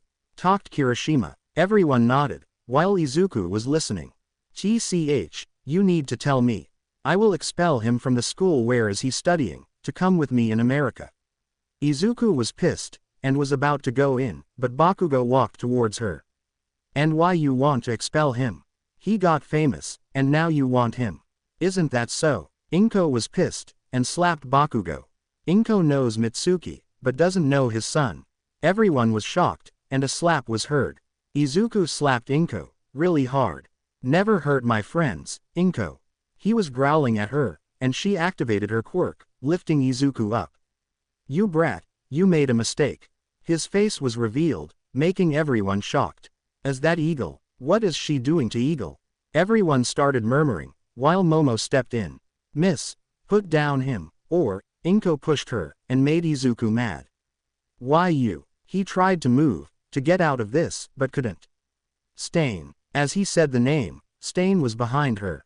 Miss, leave Eagle alone. Or you will go to the police, for attacking someone. She tch, and let him free. We will talk soon, brat. Izuku was pissed, and ran towards her. He kicked her back, making her fall. How about now? You know, I have the right to kill anyone who hurts my friends, or anyone, so why shouldn't I kill you? He pointed his sword to her neck. Because I am your mom, ungrateful brat. Your dad is here, and he is talking with Yaoyorozu's family. Izuku's eyes were wide. So come with me, or we will see what will happen to your lover, Momo. Momo wanted to talk, but he stopped her. He shook his head, and put his sword on his side. Fine. Everyone was shocked. Inko walked, and Izuku followed her. He turns his head to them, and smiled. She walked to the Yaoyorozu's mansion, and Ezio was outside. Son, what's wrong? Inko got mad, and slapped him. You are not his father. So get away from him. I am her mother. Ezio got mad, and started talking. Pretty much I am his adopted father, since you let him live alone since young age. And now you think you are his mother, since he got fame. You must be mistaken, he is my son, and never yours.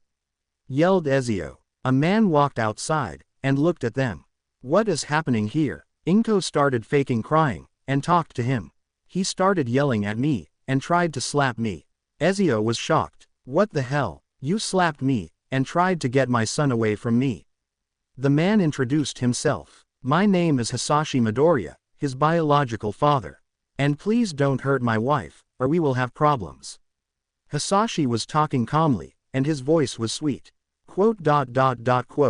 Izuku looked up at him, and he looked at Izuku. He looked away, and walked past him. Izuku, sorry to say that, but you will leave from here. You will never be with Momo anymore. Izuku looked at Momo's father, which was a little sad, while her mother was crying. I hate all of you. How fast you sold me. His words reached to everyone, except Ezio. Inko, I thought you talked with him that we will be a family again. Inko was thinking of a plan what to say, and she nodded. I said we would go to America, and he didn't want to come. It was Momo, and other class 1A. He is our friend, why are you going to take him away from us? You even used your quirk to force him to come. Hisashi was shocked. Honey, they are lying. They don't want us to be a family again. They were pissed. Izuku walked out with a bag, and looked down. Izu-kun. Momo walked to him, and when he looked to his eyes, they were dead. He didn't respond, and walked near Hisashi. Then they left with a car. Izuku's eyes. Momo's parents hugged Momo, and she started crying. Momo, you will not be with Izuku anymore. Everyone was shocked. Why? Ezio sighed, and vanished. He didn't want any of this anymore. Because he is a businessman, and if we didn't accept what he said, we would go bankrupt. He is in the first place for his business around the world. Their eyes were wide. Izu-kun. I want my Izu-kun back. Everyone hugged her. Some of them were crying, some regretted for not saving him. Izuku was looking down, while Hisashi tried to talk with him. Izuku, are you all right? He didn't respond, and kept looking down. Izuku, sweetie, respond to your father. Inko said, while activating her quirk to make him feel pain. I don't know. Am I all right? Tell me, do I look like I am all right? He looked up, and when Hisashi saw his eyes, he felt sad. I wanted to bring us back, as a family. I am sorry that I didn't come to take you, Izuku. I thought you were dead. Huh, dead. Izuku was confused. What do you mean by dead? Hisashi then started to explain. I saw some files, since I wanted you to come with me. And when I looked at the result, you were counted as dead. Since you disappeared, and you changed your last name, you were counted as dead. Izuku didn't talk, and looked down. You wanted to take a quirkless son. He was shocked by this question. Of course, why wouldn't I? Izuku looked at Inko, and she glared. Because he felt pain again, on his ribs. It hurts. Stop. Hisashi stopped the car, and looked at him. Son, are you okay? He shook his head. He felt hurt again, and yelled. Stop. She stopped, and glared at him. Let's go home, Hisashi, he will be fine in no time. She smiled sweetly at him, and he was worried. If you say so. He drives to the airport, and got inside the private jet. Izuku sat down, and kept looking down. Hisashi sat down near him, and hugged him. He didn't hug back, which made him feel a little sad. I understand if you hate me, but forgive me for being a bad father. I had business, and no time for you and Inko. He shook his head, and looked at him. Not your fault. Hisashi smiled weakly, and patted his shoulder. When he left, Inko started talking. If you tell him things I did to you, I will be sure to kill your lover. So make sure to not tell him. Since you are famous, you need to give me all the money you win. I need those, and you will get nothing. Is that clear? Izuku didn't talk, nor didn't move. I said, is that clear? She activated her quirk, and crushed his ribs. He didn't yell in pain, since he got his old memories with pain. This pain was nothing. She was pissed, and slapped him hard. Then she slapped herself too. Hisashi. Izuku slapped me hard. Hisashi walked out, and saw them with slap mark on their faces. But, you slapped him too. Inko. What is happening here? Inko was sweating, and Izuku stood up. You don't know your wife so well, Hisashi. She is, in pain, hurting me. He said while he was in pain. He is telling lies. He just doesn't want to be with us. Izuku walked towards Hisashi, and looked at him. I want to be with Dad. At least he is not abusive like you. He removed his top clothes, and showed some purple skin, since Inko hurt him awful. Inko, what the hell? She got scared, and looked around. I thought you wanted to bring Izuku back, but you kept hurting him. What the hell is wrong with you, Inko? Then she yelled. He was hiding for years. And he is a quirkless shit brat. Who do you think they will love him? No one. Because he is useless. But since he is famous, now I will get his money. She shut up, but it was late. Hisashi's eyes were wide, and shocked by this. Wow, you were just greedy for money. Izuku is winning his monies on his own, while you want to take everything from him. After we land, we will divorce. I regret marrying you. You are abusing your own son, just because he is quirkless. Hisashi shook his head, and glared at her. Izuku was shocked. His dad was supportive. Inko started crying, and glared at Izuku. He didn't get fazed, and looked away. After some hours, they landed, and Hisashi called his friend for divorce papers. Please, Hisashi, don't divorce from me. Hisashi didn't bother with her, and left with Izuku. Son, forgive me for not noticing this. I am really sorry. Izuku hugged him. You didn't know. It's not your fault. Also, show me around here, since it's the first time I am here. He smiles, and nodded. Do you still want to go back? Izuku nodded. But not now. After a year. But I will contact with them. When I will go back, I will be stronger, and be number one. Hisashi nodded and smiles. That's my son. The next morning came, and Izuku was training. Hisashi had a mansion, with many rooms. One of them was with training equipments. Hisashi woke up, and looked around the house. He found Izuku training, when suddenly he threw a knife near him. Morning, Izuku. Izuku chuckled. Morning, Dad. Did you sleep well? He nodded, and walked to the kitchen. He's crazy with knives. Hisashi chuckles, and calls a maid. Make some food. Izuku, what would you like? Izuku stopped, and looked at him. Something light, it doesn't matter what. He smiles, and started training again. Hisashi sighs, and nods.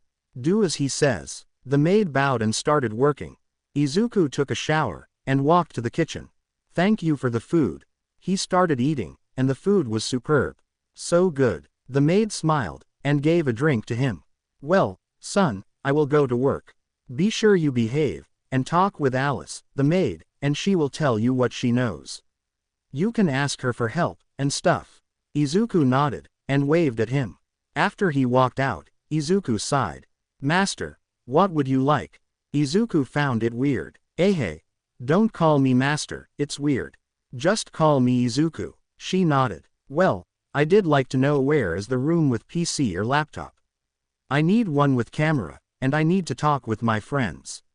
Alice showed the way, and when he walked in, he sweat dropped. Right, I forgot. Many PC was there, and it was the latest. Izuku turned it on, and thought. 9 a.m. here, 10 p.m. there. I am calling them. Alice started to leave, and Momo opened the video chat. Hey Momo-chan, missed me. Momo teared up, while the others saw on her phone. Izuku. He waved at them, and smiled. Hey guys. They were happy, and started to talk. He explained everything, what happened, and they were shocked. So, I can be with Momo-chan again. He chuckled, while Momo blushed really hard. They talked with each other for a bit, and they had to go to sleep. Good night. I will be back in a year, so get stronger while I am not with you guys. They nodded, and waved. Izuku stood up, and stretches. Hey Alice, will you show me around the city? She nodded, and smiled. You can wear normal clothes, too. Like a friend. He smiles at her, and she bowed. Thank you, I will do that. She walked to her room, while Izuku did the same. They changed, and Izuku was waiting for her. Then she walked down, seeing Izuku. You look great Izuku. He smiles. You look great too, Alice. Shall we go? She nodded, and Izuku held her hand. I don't want to lose a friend, that's why I am keeping you close. Don't be weirded out, okay? She chuckles, and nodded. Not at all, it's normal here. She smiles, and walked with him. She started telling places, like the park, the coffee shop, and many more. Also, how does the heroes work here? Is it different with Japan? She shook her head. It's the same. He nodded, and started thinking. But, only Eagle is the first hero killing the villains, and only he can kill. Just because he is popular, and gave them hope. Izuku smiled, and looked at her. Have you ever seen Eagle on TV? His face. She shook her head. Mostly of the time, I am busy working. That's why I didn't see. Only one time I saw about Eagle. Alice looked at him, and he smirked. I am Eagle. Please don't tell anyone. He chuckles, while Alice was shocked. So, you are the one. He nodded, and kept walking with her. So cool. Alice smiled, and looked around. They saw some heroes fighting with a villain, and they were having a hard time. Their formation is bad, they are just attacking the villain. It seems they are newbies, or they just want money. Her face went sad, and nodded. The only thing they work is only money. There's rarely true heroes out there. Stay here, and watch me how I fight. Let me change quick. She was shocked. That's why he got a backpack. Izuku changed quickly, and the eagle screeched. Screech. Everyone looked up, and behind the villain was Izuku. He smirked, and knocked the villain down. Size, how do you consider yourself a hero when you can't beat a simple one? Weak. Everyone knew who Eagle was, and they cheered up. Izuku walked towards them, and unleashed his swords. Why do you work as heroes? They were shivering. Because I want to save people. Izuku's eyes twitched, and stabbed his leg. You are questioning my question. You can't answer like a true hero. Their eyes were wide, and he finished their lives. Why should I let a dirt live?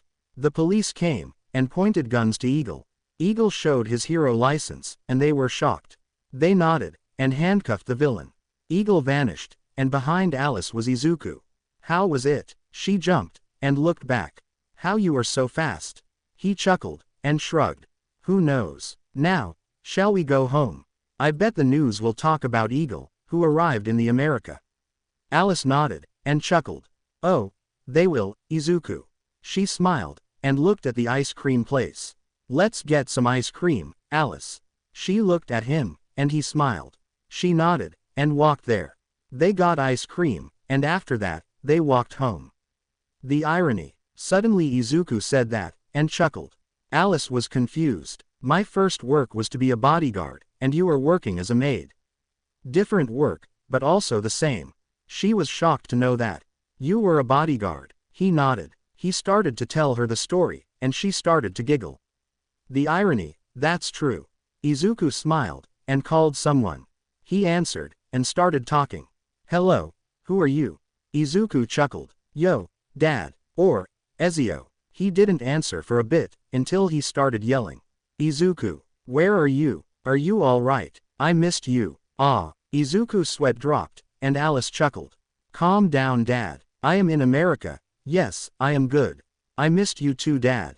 Please don't do anything stupid while I am gone. I will be back in a year. He heard crying, and Izuku was worried. All right son, be safe. And I promise, I won't do anything stupid. Oh, also, there is a fellow of Brotherhood in America. Black clothes, name's Xiaojun. She's a Chinese girl, so be sure to check Chinese shop or something. Izuku nodded. Thank you for telling me this, Dad. Bye, be safe. He shut the phone, and looked up. Xiaojun. Alice was confused. Who is she? Izuku shrugged. A friend of my dad. He told me to meet her. She nodded too, and they arrived home. Well, mansion. Ah, that was exhausting. He walked to the kitchen, and got an apple. He cut into some pieces, and gave half to her. Those apples reminds me of Eri. I miss my daughter. He looks at the phone, a photo with Izuku and Eri, eating some apples. Your daughter. Izuku nodded. Well, I adopted her, but I consider her as my daughter. She's my little snowflake. He showed a photo of her to Alice, and she squealed. She's so cute. Ah, Izuku chuckled, and turned on the TV. Now the important news. The one who can see from far, and arrives to save people no matter what, the one who everyone fears him, the one who killed AFO, Eagle, is in America. He saved many people in the city, and stopped the villain. But he killed 2 heroes, who they worked only for money. His famous speech, "We don't need dirt in our lives," shocked everyone. What is he doing here? Maybe some vacations. Izuku facepalmed. That's some speech there. What the hell? Alice chuckled, and patted his back.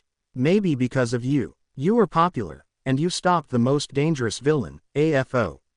No wonder they talk like that.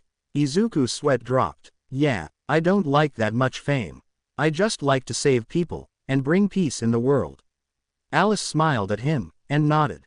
Hisashi walked in, and ran towards Izuku. He hugged him tight, and Izuku was trying to breathe. Air, breath. He let him, and was worried. Are you okay? Izuku nodded, and smiled. Come on, don't worry about me. I can handle myself. His dad nodded, and punched on top of his head. You idiot, you showed yourself, what are you going to do about it? Izuku rubbed his head, and shrugged. Keep saving people. I am not letting anyone die. If I am alive, I will try save everyone, and remove the dirt, to bring peace. Hisashi nodded slowly, and patted his head. That's my kid. Izuku smirked. What did you expect, old man? He ran, and Hisashi twitched his eyes. He activated his quirk, unleashing a fire towards Izuku. Izuku unleashed his swords, and sliced really fast. Calm down you old man. I am quirkless. He looked away, with a pout. Izuku's sweat dropped. Tsunere. A year has passed, and Izuku hasn't stopped training. Well, because Xiaojun, or Cobra, kept training him, and it was hell. But nevertheless, he improved a lot, and Cobra accepted being with him. Now he has 2 assassins, Ezio and Cobra. About Cobra, she can see vision from King Cobra, which she can see at nights, have deadly poisons, and pinpoint everyone in Cobra's eyesight. She's perfect at night. If Eagle works at daytime, Cobra will work at nighttime. Perfect combo. They got Alice too, and flied over Japan, making Americans a little sad, but nevertheless, they would visit Japan, and maybe meet Eagle. Eagle became really famous, which he ranked to the 5th place. And a new hero is added in Eagle's team, which has the pro hero license, and the pass to kill the bad guys, like him. Now they fear them, making villains regretting being one of the bad guys. Eagle, Cobra, the duo who will bring peace by removing the dirt. When they arrived, many reporters were there, and his classmates. Izuku. They ran, and hugged him tight. Cobra chuckled, and smiled. Air, breath. They let him go, making him possible to breathe. Then Momo walked to him, and kissed him, in front of everyone. She was tearing up, while kissing, and Izuku kissed her back. I came back, Momo-chan. She nodded, and smiled. Cobra whistled, making everyone shocked. Damn Momo, in front of everyone. She became a tomato, and fainted. Izuku carried her, and they walked to the dorms. So, we are now in 2A class. They nodded, smiling. That's cool. Have you guys gotten stronger? Because I am sure as hell I got strong. He smirked, and everyone smirked too. We are stronger than before, for sure. But we don't know how strong are you, said Kirishima. All right, all of you, versus me. Right now, how's that? They nodded, and talked with Aizawa. He let them, and they walked to the gym. It was the big three. Who are they? They introduced themselves, while Najire kept questioning Izuku. Apparently, they are here to help heroes in training. Big Three can join too. They nodded, and got ready. Cobra, count for us. She nodded, and jumped away. Get ready. 3, 2, 1, fight. Everyone stood there, not moving. Izuku nodded. Never attack someone first. But that won't work on me. He smirked, and started walking towards them. They got ready, and when they saw him running, they moved too. In a millisecond, he vanished, and was in the middle of them. He knocked them out quickly, but Ojiro and Tokiyami jumped away. Momo was watching them from far, after waking up. The big three was astounded by his quick moves, and how he vanished on their eyes. Don't think in the battlefield. Izuku whispered in Najire's ears, and she shivered. Alice shivered too. Nope, I am out of this. Momo was confused. Who you might be? Alice turned her head to see Izuku's girlfriend. My name is Alice, a friend of Izuku. She nodded, and when she looked back at the arena, they were on the ground. Everyone was out. When Izuku whispered on Najire's ear, they just noticed him, but was knocked out. He saw Tokiyami and Ojiro ready to fight, but with one glare to them, and they passed out. Cobra stopped the fight. The winner is Izuku Auditore, Eagle. Everyone who was watching them, has their eyes bulged out. That's the match. It's over already, said Aizawa. He sighed, shaking his head. Izuku didn't even use 5% to fight them. Everyone who heard her, was way too shocked. So, if he goes 100%, what will happen? Alice chuckled. He gets serious. If he chooses to make him a bad villain, the match it's over before starting. They sweat dropped. He is truly someone to fear, even in our dream, thought Aizawa. After some minutes, everyone woke up, and looked around. When they remembered what happened, they got a depression aura. He is way too strong. Izuku smiled at them, and made an announcement. Since I came from America, I will make a party today. Class 2A, and Class 2B can come, including teachers and Big 3. Today, at 8 p.m., the address XXXXXX. They cheered up, and smiled. Izuku walked outside, and looked around. Momo followed him, and hugged him from behind. Izuku smiled, and turned to see her. Hey beautiful, missed me. She blushed, and nodded slowly. Since when you became so flirty? He laughed. Alice taught me. In America, they do that a lot, which it was normal. Well, I learned because I wanted to make an impression on you. She blushed even harder, and kissed him. You made an impression since you saved me. He chuckles, and patted her. Now I am getting taller, while you are short. She pouted, and punched him lightly. They walked to the dorms, and the first person Izuku sees is Eri. She has grown up, and she is 7 years old. Eri looked back, and saw Izuku. She started tearing up, and ran to him. Papa. Izuku carried her, and hugged. They were crying, missing each other. I missed you Papa. Izuku smiled, and patted her head. I missed you too, Snowflake.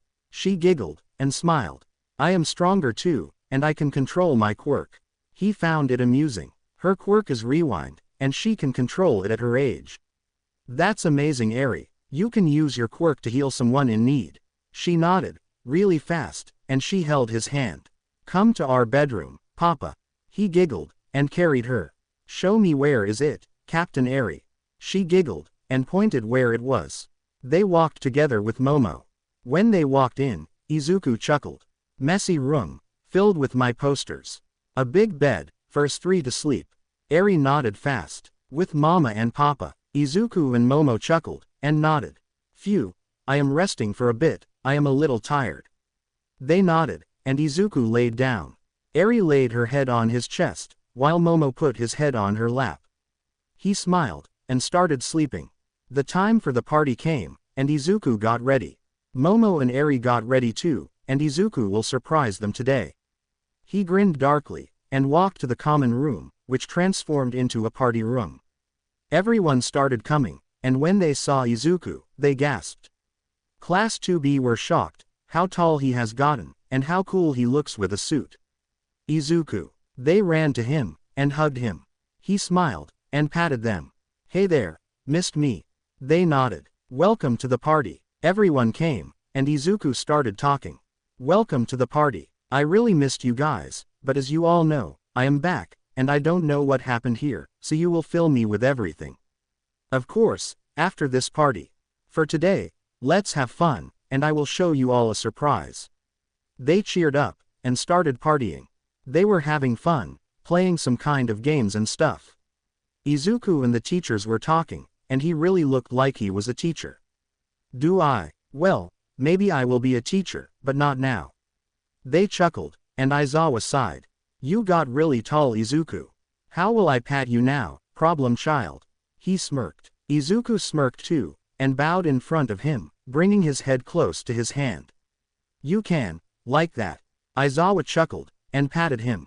Since when Aizawa got softer? Talked midnight, or Nimari. Every teacher laughed, and Aizawa smirked. I will show you how soft I am.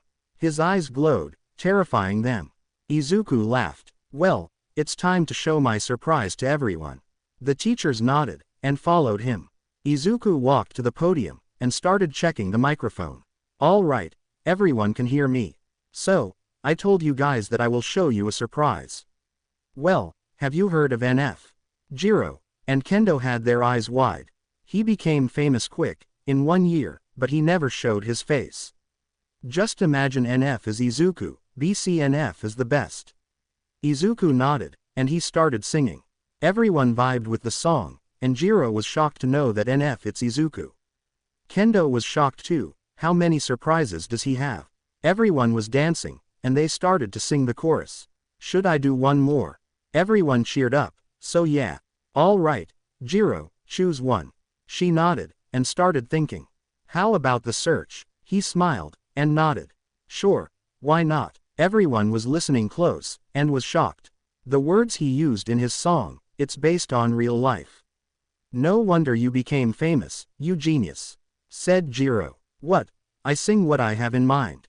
She nodded. Shall we sing together the song I sang in the festival?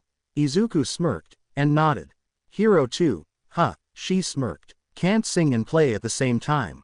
Izuku got the bass with Jiro, Bakugo the drums, and Momo on the piano. All the night they were having fun, and the party wasn't stopping soon. They for sure had the best night. The day came fast, and it was time to go to the island. Everyone was invited, since they invited Izuku, and he can invite whoever he wants. So, he got his classmates, Alice, Cobra, and his teacher. Everyone got outside, and the bus was there to send us to the airport.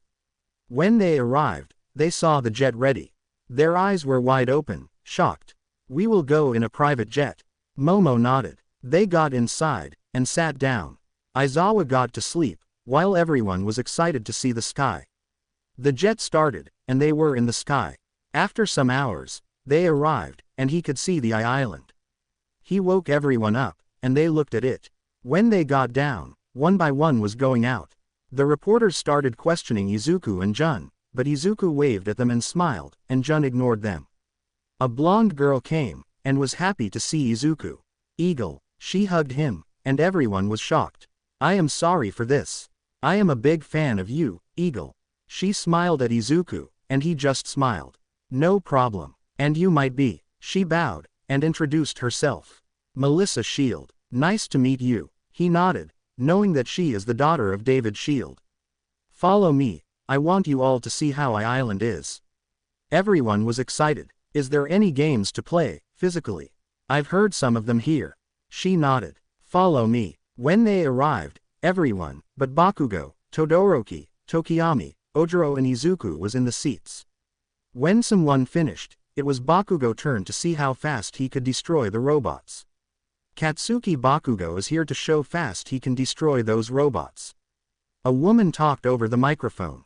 Bakugo smirked, and when they said, start, he jumped with explosion and attacked them really fast. 10.6 seconds. He is in the first place. Then it was Todoroki's turn. When the game started, he just froze everything. 3.8 seconds. Now he got a record. After he melted the ice, it was Tokiyami's turn. He smirked. Revelry in the dark. The shadow was getting bigger and bigger, and when the game started, the shadow just clapped over them. 4.3 seconds. What's with those kids? Everyone was shocked, for sure, but Class 1A, they were not fazed. Now Ojiro's turn. The game started, and he started attacking them with his tail. 11.1 seconds. Now everyone was excited to see Eagle in action. Izuku walked to the woman, and started to unleash his sword, to get ready. Everyone was shivering. Start. In a mere second, the robots were in half. Everyone who watched the game, had their eyes bulged out. 1.0 seconds. Izuku smirked, and when everyone saw the time, it was exact 1 second. That's crazy, said Melissa. Hiroshima sweat dropped. He held himself back. This is not even 5% of what he did. Did you see the time? 1 second, exact. She was almost fainting, but Izuku poked her forehead. Don't faint, Melissa. We don't want my big fan to faint. We could lose here in Island. She blushed from embarrassment, and nodded. Then let me show you around, and do you have time after this tour? I have something to tell and give you. Izuku nodded, smiling at her. After the big tour, everyone walked to the hotel, reserved for Class 1A, and Izuku followed Melissa. Do you know why I am a big fan of yours? Izuku shook his head. Then she started to explain. I used to like All Might, but when you appeared, and gave a speech about how quirkless can be heroes, it made me start liking you. As you see, I am quirkless too, and when I was young, I wanted to be a hero. But it was impossible, since everyone didn't like quirkless people, and they were bullied. But my dad gave me another purpose. I might be quirkless, but I could help heroes with inventions. Izuku smiled at her, and he hugged Melissa. She started crying, not because she was sad, but because she was happy. Thank you for telling everyone that even quirkless people can be heroes. He patted her, and she calmed down. No problem. I've seen many people hurting quirkless people, just because they were one with no powers. I, myself, have been there.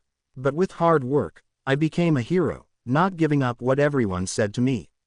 So Melissa, you can be a hero too. Her eyes were wide, and cried again. Hey, don't cry. Now, amazing room you have. And, why do I see a sword like mine there? She blushed, and walked to the sword. She unleashed it, and clicked a button. It made some sparks, and the sword got sharper. It might looks like yours, but the effects they give are different. You see the sparks, it's electricity, and by one touch, it can paralyze someone. And it's even sharper, so you can cut a tree easily. Izuku was shocked. That's crazy. This sword it's way too strong. She nodded and giggled. After all, you have to remove the dirt, don't you? He smirked. You are right. Is that for me? She nodded, and gave it to him. He swung it around, and it was like his original sword. If you can make 2 more like these, I will repay you. She was confused first. You mean 1, right? He shook his head. I mean 2 more. I can fight with 3 swords. She found it crazy. How? You have 2 hands. Izuku put a sword on his mouth, and 2 on his hands. Melissa was not questioning him anymore. He can do more crazy stuff. She nodded. I will do 2 more swords. Izuku nodded, giving her a smile. Then, get ready for the party, we have to be there, and we don't want to be late, right? She nodded, and Izuku vanished. He found everyone ready, while Izuku was getting ready. After a minute, he walked out. Everyone blushed. How does he look so good? They looked away, and he chuckled. What, liking my suit? They nodded. Without the mask he is holding. Then, shall we go? Everyone nodded, and Momo got close with Izuku. He held her hand, and walked to the party. When they walked in, everyone looked at Izuku. He smiled at them, and sat down. It was a big table, for 23 people. Class 1A, Alice, Cobra and Aizawa. It was a fun party, until someone talked. Sorry to break your fun, but since everyone is here, can Eagle come here, and give his speech? Izuku was confused. He looked at Melissa, and she blushed. He read her mouth, saying, I am sorry, I forgot. He sighed, and chuckled. Not only that, but he walked to the podium, but found it weird somehow. Well, hello everyone. Welcome to the party. I am sure you all were having fun. To tell you the truth, I wasn't ready about the speech, but worry not, I have a lot to talk about, and I will make it simple. They chuckled a little, and then nodded.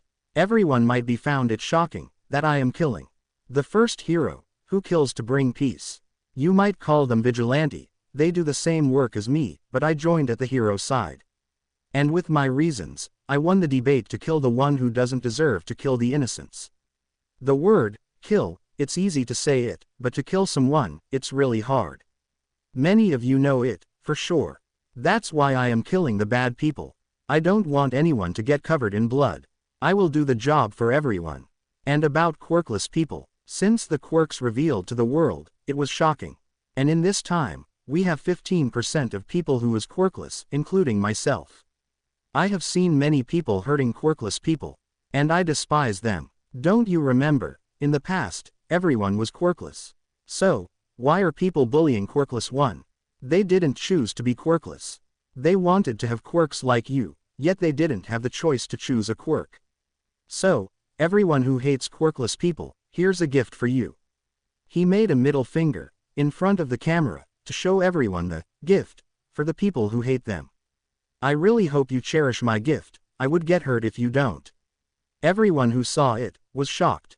The quirkless people around the world were cheering for Eagle. The news spread around like a wildfire. I am a quirkless hero, what are you going to do about it? Hate me, then do it, so I can remove some dirt. The world need to be in peace, happy together, to help each other. Is it hard to help someone in need? No, they just need to help. That is, just help. Almost everyone was in tears, and they cheered for Eagle even more. Izuku walked out of the podium, and sat down. Everyone was clapping for him, and he smiled. Momo hugged him, and he kissed her forehead. Damn Izubro, you gave them a gift, and you hope that they will cherish it. So savage, so manly, said Kirishima. Aizawa was chuckling, together with Cobra. Alice smirked at him. Nice speech there, Izuku. Izuku laughed, and smiled. You taught me, so I am still trying. Everyone looked at Alice, while she was grinning. I am not learning anyone how to be a savage, learn by yourself. The classmates got a depressing aura, while everyone laughed. Here you go, Eagle. Melissa finished the swords, and they looked so cool. Izuku got it, and put on his side. Then an earthquake happened. That's not possible, yelled Melissa, and when she checked her cameras, there was a villain, who could control metals. TCH, already. Melissa, give me something to talk with you. She nodded, and gave it to him. He put on his ear, and vanished. He is at the highest town, you can see it. Izuku looked at the building, and it was almost destroyed. He jumped around, and when he arrived, Melissa's dad was captured. Leave him alone, you villain. He looked at him, and he shivered. He knows who is he. I will kill him if you move. His hands and legs was cut already. Don't even think about threatening me. I gave a chance to leave him alone. He removed the medals, and got David. The villain was yelling, until he slowly died. TCH, why did you even attack when you could die? At that moment, the building was collapsing, and he heard many screams. He quickly activated EV, starting to rescue people. There's people still inside. When he heard a scream, which it was Momo, he was shocked. Momo. Some feathers were flying, and got everyone outside. The building could destroy the island, so he put his sword on his mouth, while he had both swords on his hands. He started cutting the building, until it was no more threat for the island. He ran to Momo, and checked everyone. Are you all right everyone? They nodded, scared. Thanks goodness. He looked up, and it was Hawks. Yo. Izuku jumped to a roof, and Hawks got down. Izuku bowed. Thank you for saving everyone. I couldn't save everyone, so thank you. Hawks patted his shoulder, and smiles. You don't need to do everything in your own, you know. Also, I am Hawks, and you are Eagle, we are almost related with those names, so I would help an eagle. Izuku nodded, and smiled. Nice quirk, Hawks, you used your feathers to save people. I have never seen something like that. He nodded, and smiled. It's hard to control it, but yeah, thank you for the compliment. They shook their hands, and chuckled. Also, how did you know something would happen here? His sweat dropped. I was invited here, and I saw the building getting collapsed, and I saw you in action. I heard some screams, so I send my feathers to save people. Izuku's sweat dropped, and nodded. Izuku was almost leaving, until Hawks called him. How did you use 3 swords? That's almost impossible. He smiled. Work hard, buddy. He fell from the building, waving at him. When he ran to the edge of the roof, he was gone. He is a crazy one. He looked over his swords, swinging around, until Class 1A came. Izuku. They rushed to him, and hugged. I am sorry I couldn't save you guys. There was many people, and I tried to save everyone. Thanks to Hawks, he saved you everyone. Forgive me. They shook his head. You did what you could. You even are quirkless, and you saved many people. You need help from others, you don't need to do it alone everything. Izuku nodded, and hugged them. Maybe I need help from others, but I won't stop training until I get stronger and faster. I need to be alone for a bit, meet you in the coffee shop. They nodded, and walked away. Izuku walked around, without thinking where is he going. A blind light covered Izuku, and he wasn't in the island anymore. Huh, where am I? The place was dark, and a man, with a suit walked to Izuku. Who are you, and where did you send me?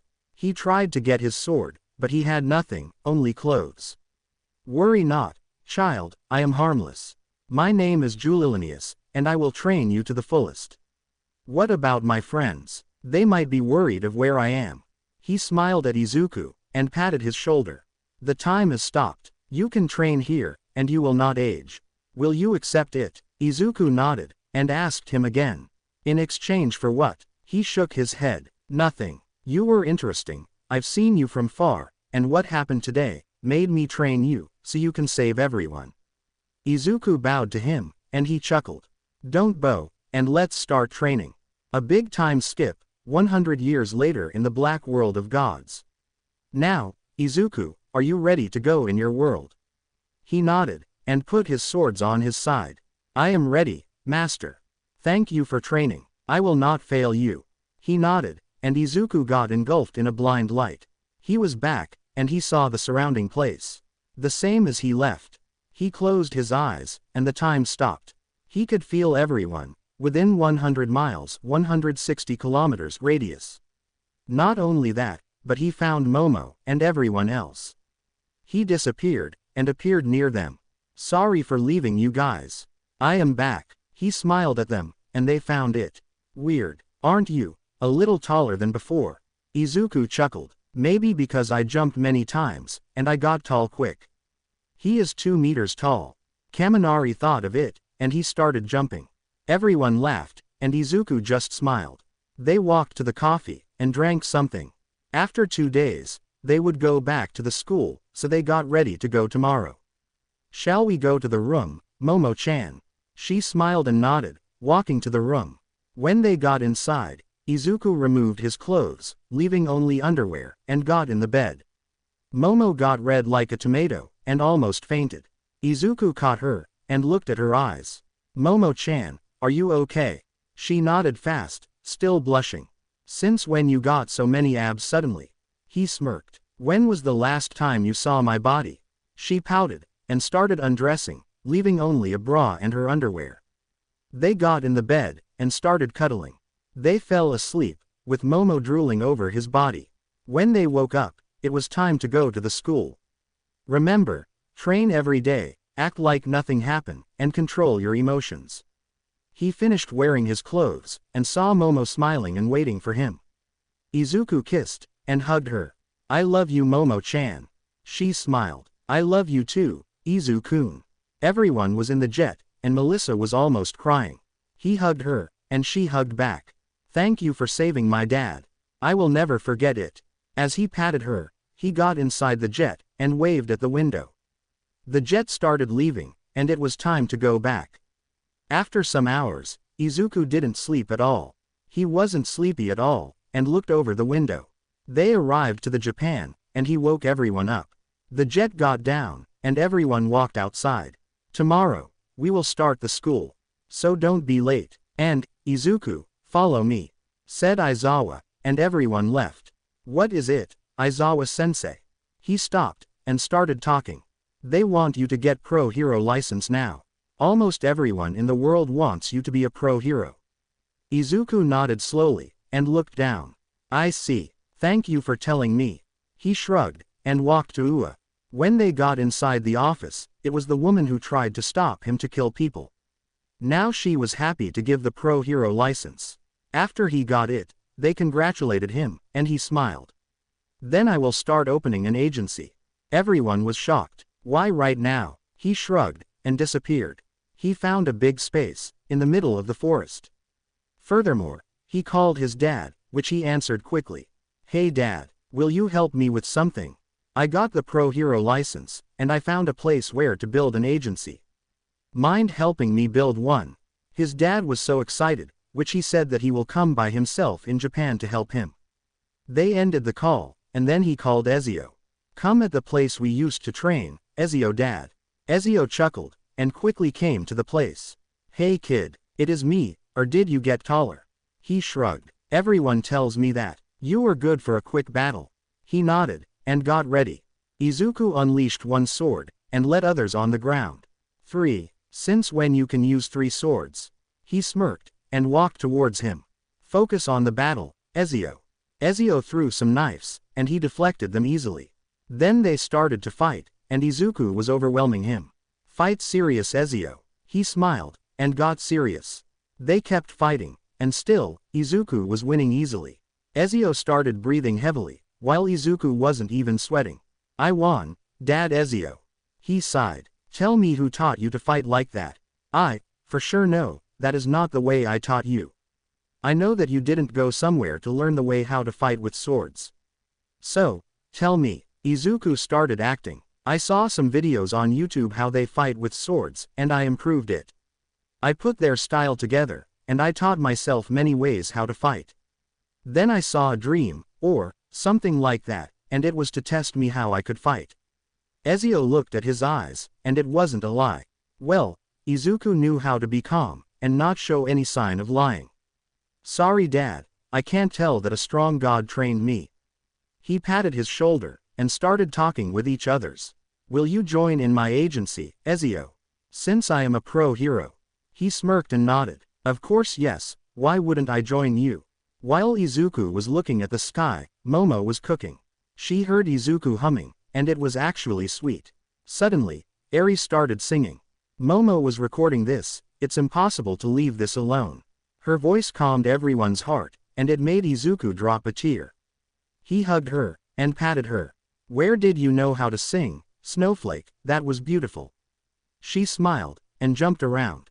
Miss Jiro taught me how to sing. He nodded, and patted her. Food is ready, come eat. She called them, and they sat down. Thank you for the food. The family of Izuku, which soon, Momo will join. He will ask her to marry him. He looked at her, which she was playing with Eri, and laughing, like mother-daughter. Izuku chuckled, and pulled them to hug. Thank you for everything, you too. Momo was shocked, and blushed.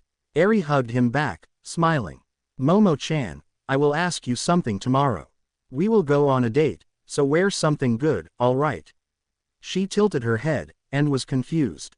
But then she nodded. The ring was bought, and he was ready. How did he plan it quickly? Hisashi helped. The agency was almost done, it just needs to be decorative. The next day came, and he told Momo what time should she be ready. 6 p.m. Since he has work, to check his agency, and it's a perfect plan. The time it's perfect, where the sunset will be shown. Right now, they were 18 years old, an agency was getting opened. Izuku ranked first place, since he became a pro hero. It was perfect. He walked inside the agency, and checked around. A big gym was in the middle of the agency. It was the main room, since they need to train, and get stronger, getting advices and stuff. His office was near the gym.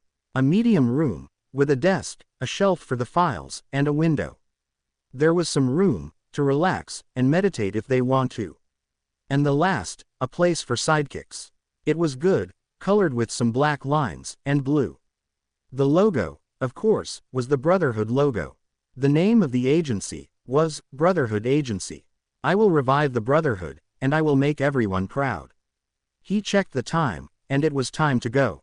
He walked inside the bedroom, and changed into a suit. Not only that, but he saw Momo changing, and he blushed. She's looking good. Izuku walked behind her, and kissed her neck. She smiled, and moaned quietly. Don't tease me right now, Izuku-kun. Can you pull the zipper up? He nodded, and did it. Izuku leaned his head on her shoulder, looking in a mirror. They both were adorable, so they thought to take a photo. Eri, Snowflake, come to the bedroom. She rushed in, and looked at them. You two look so cute. Izuku giggled, and smiled. Mother will help you wear something cute, all right. She nodded fast, and he walked outside. After they finished wearing Eri, he walked in, and looked in the mirror. Yep, we look good. Let's take a photo. They took many photos, of course. They put in their wallpaper in their phone, and their heart clenched from the cuteness. The time was 5:50 p.m., and Izuku drove to a nice restaurant, together with Momo and Eri. Welcome Eagle, please come in. The table is ready. He nodded, and gave a tip to him. The waiter nodded, and called the violinist to get ready. I got everything ready, since I have to tell you something. After we eat, I will tell you, is that all right with you? She nodded, smiling. They started eating, and Izuku nodded at the violinist. He walked to the table, and started playing. Eri was excited, and started dancing around the violinist. Then Izuku started talking. Momo, since I meet you, my life has been different. You taught me emotions, you taught me how to get friends, you taught me many things. When I became your boyfriend, I got really happy that you accepted my feelings. Since that day, I mean, every day I was with you, were the best days I ever lived. So, Momo Yaoyorozu. Izuku kneeled, and brought the ring forward. Will you marry me? Will you be my wife, from now on? She started crying, and hugged Izuku. She kissed him deeply, and nodded. Of course I will marry you, and be your wife from now on. Everyone, which even Class 1A, who helped Izuku plan this, were cheering for him. Everything was recorded, and they will save and share it. Not that it matters, they are together now. Eri hugged both them, giggling. Papa and Mama got married. Izuku kissed Eri's forehead, and looked at Momo. She was still crying, but with a smile too. You made me the happiest girl here, Izuku-kun. Thank you so much, hubby. Izuku blushed, and chuckled. No problem, wifey. He smirked, making Momo blush. You win every time. She chuckled, and stood up. They looked outside, and the sunset was shown. She was amazed by it, and leaned her head on his shoulder while looking at the sunset. They held each other hands, and kissed. The best day ever. Time skip 8 years later. Wait, really, that's how you two married? Asked a boy with black hair. His name was Julilanius. He gave this name to his son, because it reminded him of his master. Izuku is still in the first place, for 8 years. Momo is in the second place, Bakugo third, and Todoroki fourth. Momo is in the second place, because she was popular, and she defeated Bakugo and Todoroki in a friendly match. She is even faster, and deadly with her attacks. The Brotherhood Agency is in the first place, with the best heroes in, and with the most finished requests. There was none unfinished request, since they were trained like crazy. Class 3A became a legend, with the best heroes. Everyone was in the top 20. And everyone was in the Brotherhood Agency. Some got married, some stayed single, like Mineta, but for sure, he is strong too. He wasn't a pervert anymore, but still short. July, have you gotten any friends? Your big sister is winning your bet. Julilanius Midoriya stood up and glared at him. I don't need friends, and I don't care about the bet. She can win. July doesn't want friends, because he thinks that everyone is fake, and only wants the fame. They are fake, they only want to be friends for my popularity. I only trust my family, that is. He walked to the room, and locked the door. Izuku sighed, and he heard the door being opened. Dad, Mom, I am home. It was Eri. She has grown up, and she is in UA. She is part of the big three, with Kota and Ezio, the kid Izuku has saved long ago. Welcome Snowflake. How was the school? She blushed from embarrassment, and looked down. Stop calling me a snowflake, it's embarrassing. The school was great. Izuku chuckled, and tickled her. You can't stop me calling you Snowflake, sweetie. She started giggling, until Momo walked in, dressed in an apron, all messy from baking. Welcome home, Eri, she chuckled, while both of them were shocked. Momo, love, why did you get that messy? Eri smirked. Maybe, because she is waiting for you to eat her. When she finished saying this, she ran to her room, and locked the door. Wah hey Eri, who taught you that? Yelled Izuku. When he looked at her, she was blushing, removing the apron. Come eat me, hubby, I am all yours, he grinned, and carried her in bridal style. Oh, I will. They got inside the room, soundproof, and they had a long time in there. The end. I hope you guys enjoyed this video. Please make sure to like and subscribe to the channel, and now we will see you in the next video.